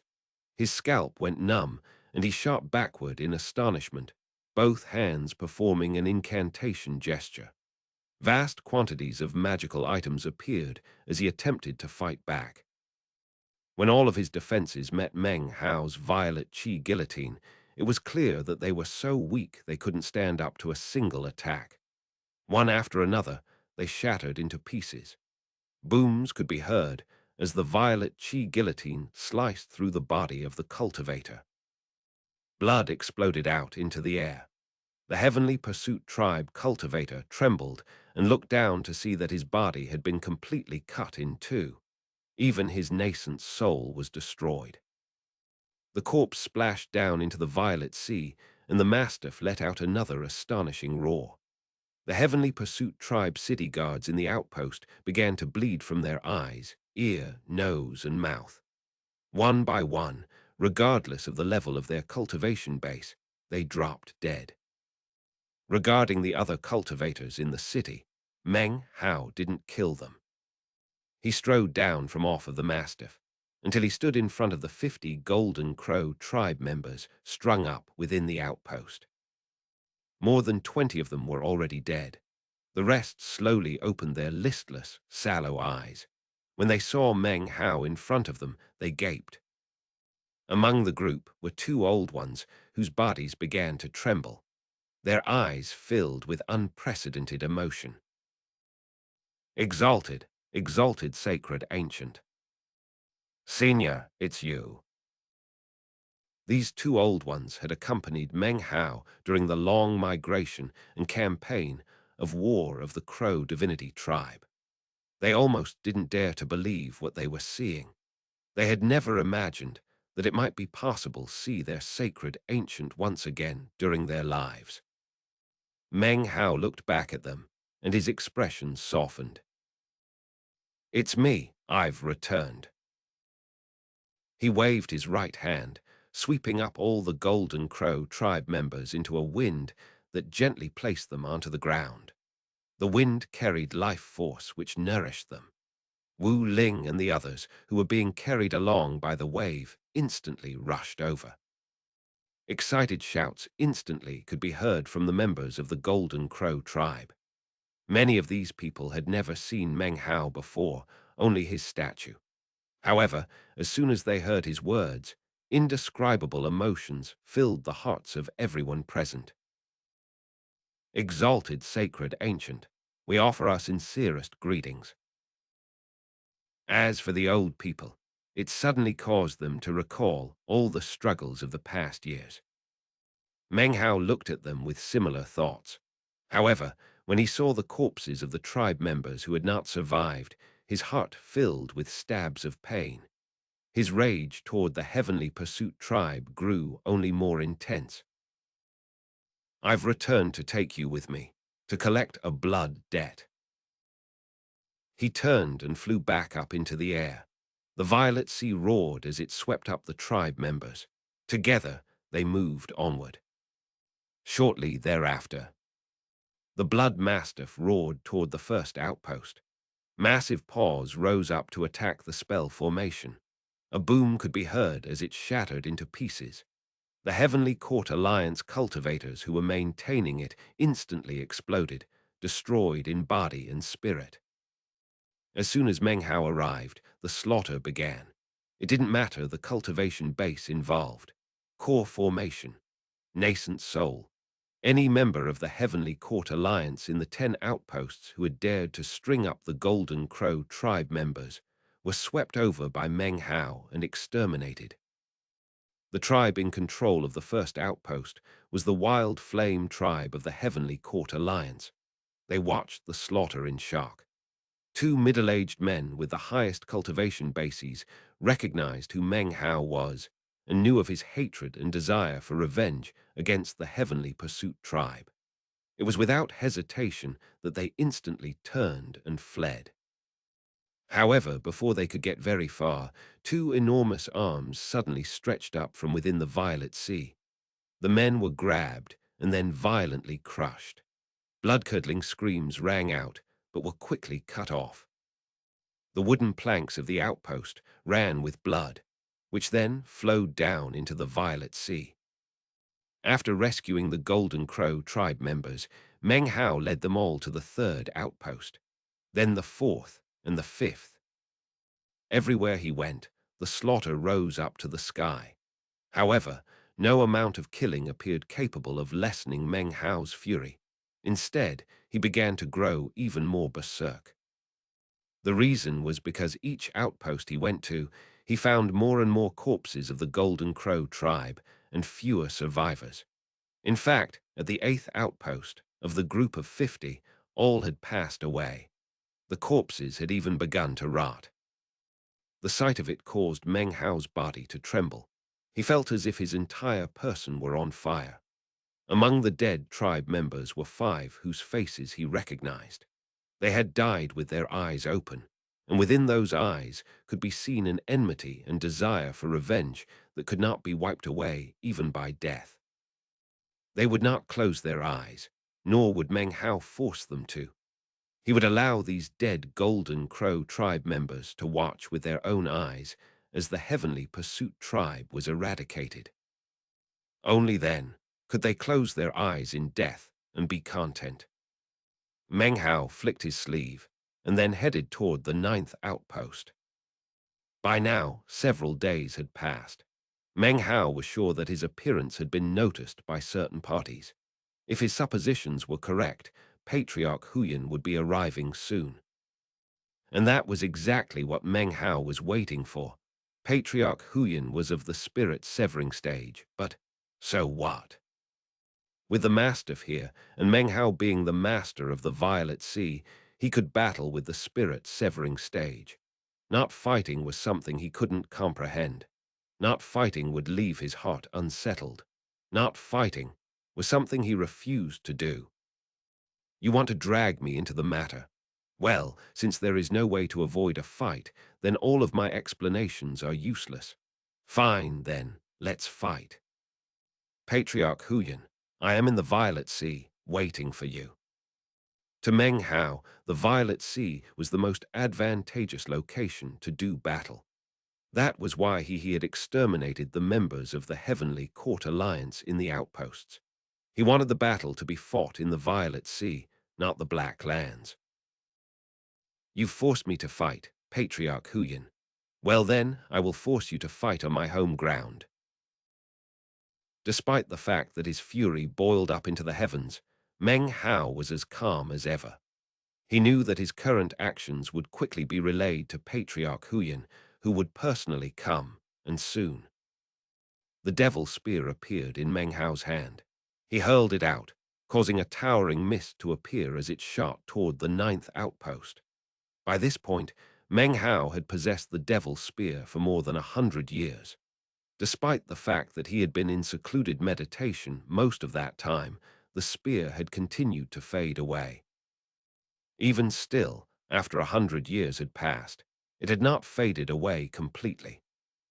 The power of the spear slammed into the spell formation, inside of which were the Heavenly Court Alliance cultivators of the 9th outpost, all ready to do battle. It was impossible to tell exactly how the Heavenly Court Alliance had pulled it off, but there were even cultivators inside who were not of the Alliance, staring out at Meng Hao with intense killing intent. Within their eyes was also greed. There were 700 people in total, all of them brimming with the desire to slay Meng Hao. Obviously, they had been promised of an enticing reward by the Heavenly Court Alliance if Meng Hao were to be killed. As the Devil Spear neared, an arrogant voice rang out from within the outpost. Pour full power into the spell formation. Patriarch Huyan knows that this villain is here and is on his way. Bang! Even as the voice echoed out within the spell formation, the sound of an explosion rang out, interrupting the words. The spell formation shook violently. At the same time, vast quantities of black mist spread out, causing the spell formation to erode. Countless vicious faces could be seen consuming everything. In only the space of a few breaths, the spell formation grew incredibly weak because of the corrosion of the Devil Spear. The faces, filled with excitement and persistence, suddenly burst through and shot toward the 700 cultivators. Miserable screams suddenly lifted up into the air. The area of the spell formation that the Devil Spear had struck corroded away until there was a huge hole. The black mist suddenly congealed together into the form of a face, exactly the same face that had belonged to the devil construct from years ago. The face, filled with a greedy thirst for blood, transformed into a devilish mist that spread out to cover the entire ninth outpost. The only safe place was the location where the Golden Crow tribe members were. Meng Hao floated in midair. This was the first time he had completely wiped out the population of an entire outpost. In this case, these cultivators had made their own choice to deliver themselves up to death. The black devil spear mist roiled and churned. Intense, blood-curdling screams could be heard for a few moments. Suddenly, 7 or 8 figures shot out from inside. Even as they did, Meng Hao waved his hand, causing them to scream and then explode into pieces. The surrounding violet sea surged up with huge waves that submerged the outpost. The black mist shrank down to surround the Golden Crow tribe members and bring them to Meng Hao. There were only 8 tribe members who were still alive. As Meng Hao treated their injuries, his killing intent grew even more intense. He turned, returning to stand on the mastiff's head. A great wave rose up in the violet sea to take the Golden Crow tribe members as they headed toward the last of the outposts. Almost in the same moment in which Meng Hao headed off, a black beam suddenly appeared near the Black Lands. It employed speed that far exceeded the nascent soul stage, even employed greater teleportation as it moved. Within the black beam was a man wearing a black robe.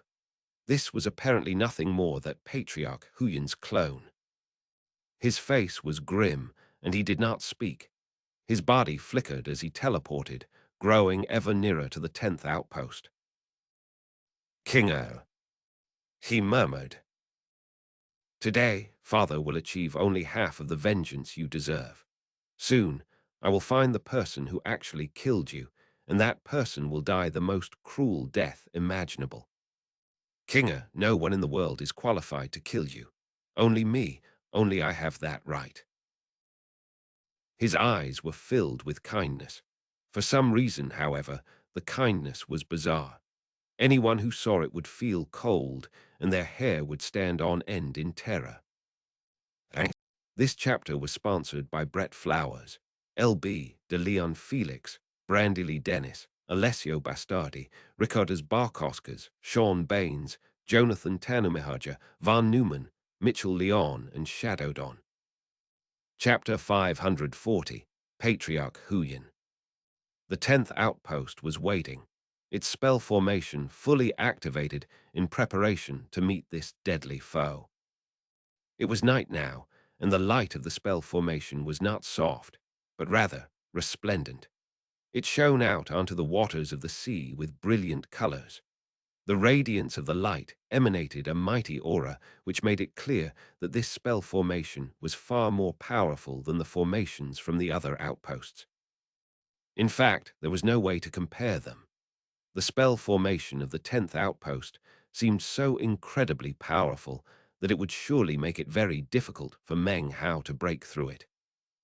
In the middle of the spell formation, the cultivators waited vigilantly, their chi settled and their minds calm. There were 16 nascent soul cultivators present who sat cross-legged, meditating. 3 were at the peak of the late nascent soul stage. Those 3 sat in 3 different directions, each sharing a portion of the recoil caused by the spell formation. There were even more cultivators maintaining the general operation of the spell formation. The entire outpost was completely silent. They knew of the destruction of the other 9 outposts and of the slaughter carried out by Meng Hao. They knew that they were about to face up against something completely terrifying. However, they weren't very afraid. They knew that Patriarch Huyan was coming, and so had made up their minds to not leave the spell formation. They had quite a bit of trust in its strength, and believed that as long as they stuck together, Meng Hao would not be able to quickly break through. As long as they could hold out until Patriarch Huyan arrived, Then the sky would become clear after the storm, so to speak, and everything would return to normal. Meng Hao would assuredly be killed. Virtually everyone in the 10th outpost felt the same way. Also within the spell formation was a tall rack, upon which hung the corpses of 50 members of the Golden Crow tribe. Not a single one remained alive. They were all dead. They had died days before, actually. Especially noteworthy was that one of the dead tribe members had no body, only the head, that of an old man. His cultivation base had clearly been destroyed before he died, rendering him nothing but a mortal. Also within the spell formation were two enormous war chariots shaped like crossbows. They glowed with a black radiance and had an indistinct, fierce aura. Cultivators were mounted on the chariots, ready to use them at a moment's notice. Time passed. Soon, the deepest hour of night approached. The sky was pitch black. The only sound that could be heard was the gentle rise and fall of the waves. All of a sudden, a beam of bright light appeared in the sky. It instantly caught the attention of all the cultivators. "He's here. This Meng Hao has really got some guts. However, it doesn't matter that he dares to attack us. He'll never be able to break through the spell formation." Quite a few people were looking up with cold smiles on their faces. However, even as they looked up at the red glow, the violet sea around the 10th outpost suddenly surged into a huge whirlpool. The whirlpool spun faster and faster, causing the faces of everyone in the outpost to flicker. The water seethed, and the airships bobbed up and down. Booming filled the air. Next, the bright beam of light in the air neared, and the mastiff's enormous frame became visible. The crowds could also see Meng Hao standing on its head. He wore a long green robe, and his face was extremely grim and dark. An astonishing killing aura rose up around him. Meng Hao's eyes swept across the 10th outpost, then suddenly came to a stop. His pupils constricted as he stared at the corpses of the Golden Crow tribe members hanging from the rack and the head. When he saw the head, his heart filled with stabs of pain. It was Gu La, Patriarch Huyan. He murmured, "Heavenly Pursuit Tribe." The killing aura in his eyes changed, becoming ruthlessly dense. He looked down at the 10th outpost and pointed his finger. Instantly, the violet sea roared as the whirlpool that surrounded the 10th outpost suddenly rose up into the air. A massive pillar of seawater, 3,000 meters in area, completely enveloped the outpost. Roaring filled the air. It was like the eruption of a geyser. The outpost's spell formation was utterly incapable of standing up to such power. It immediately exploded. At the same time, the vast collection of airships began to shatter into pieces. The crowds of cultivators in the outpost were screaming miserably. They couldn't even control their own bodies as they were swept into the seawater.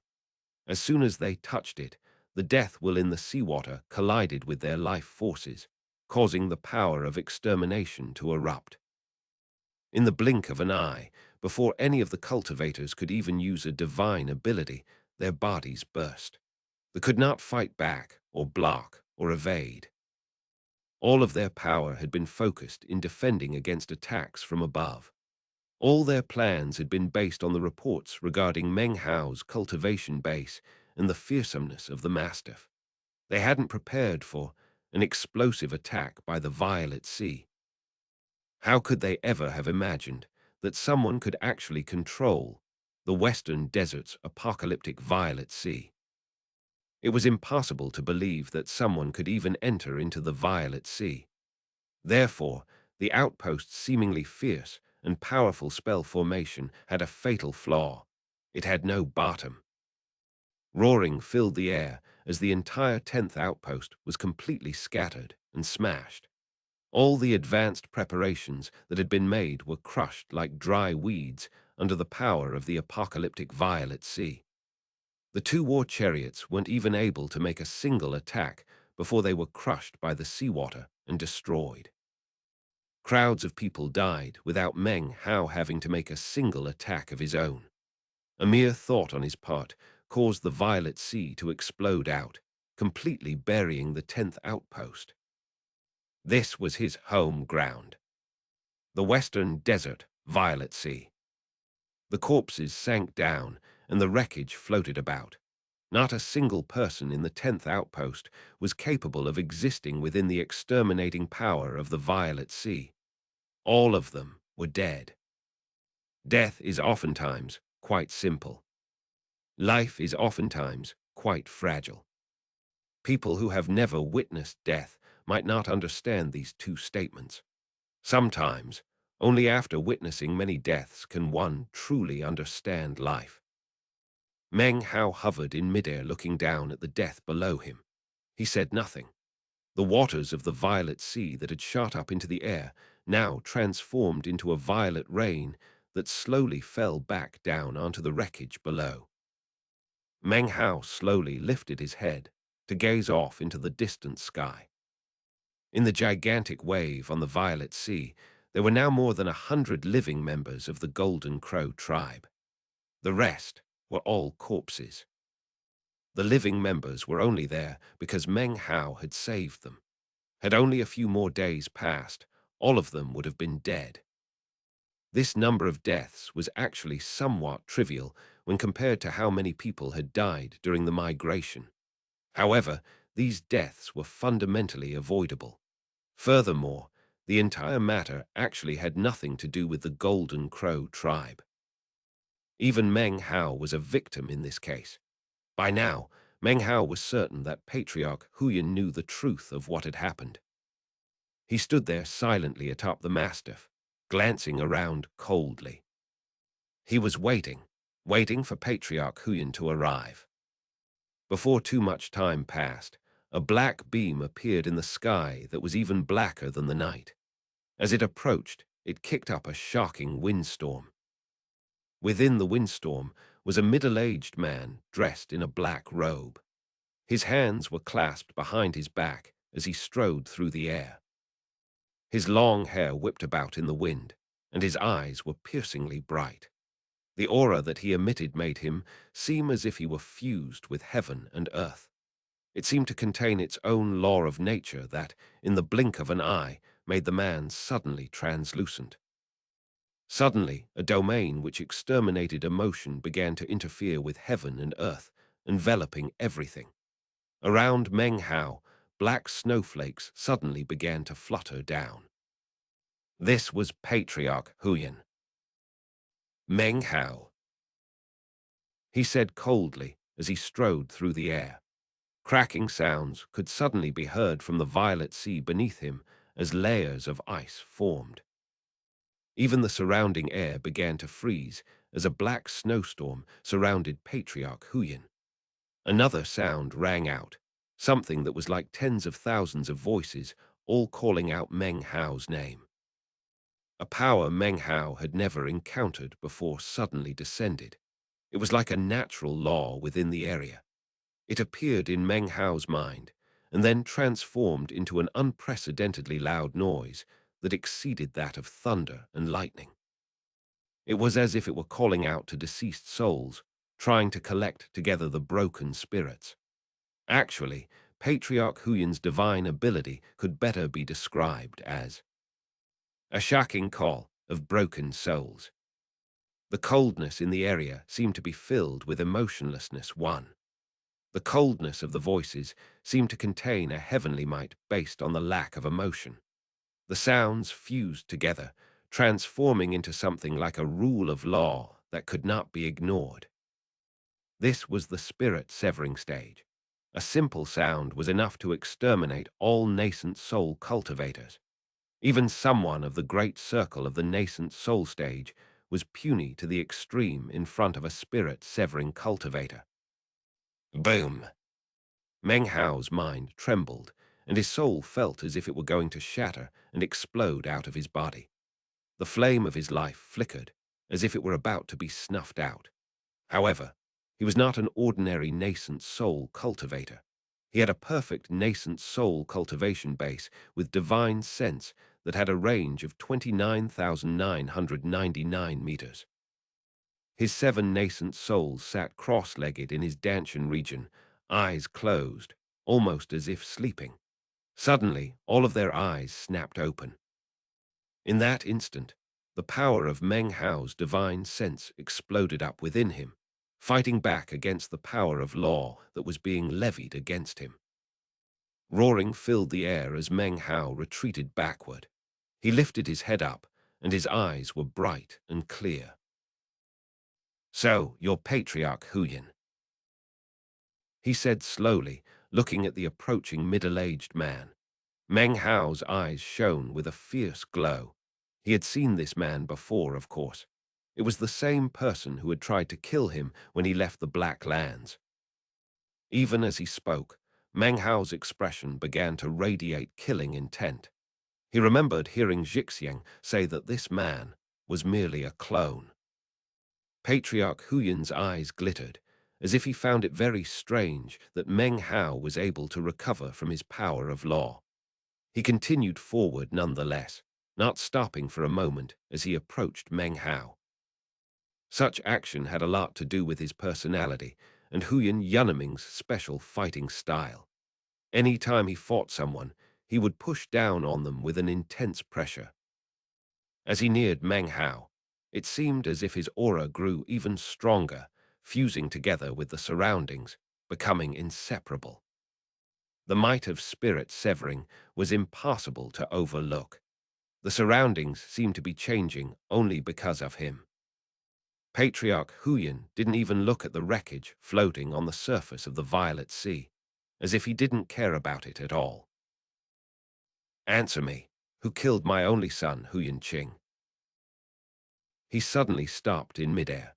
His voice echoed out, and his expression was calm, even cool. He glanced over Meng Hao and then the Mastiff. At that point his pupils constricted. One, what I'm translating as emotionless, could also be translated as merciless, ruthless, apathetic, and cold.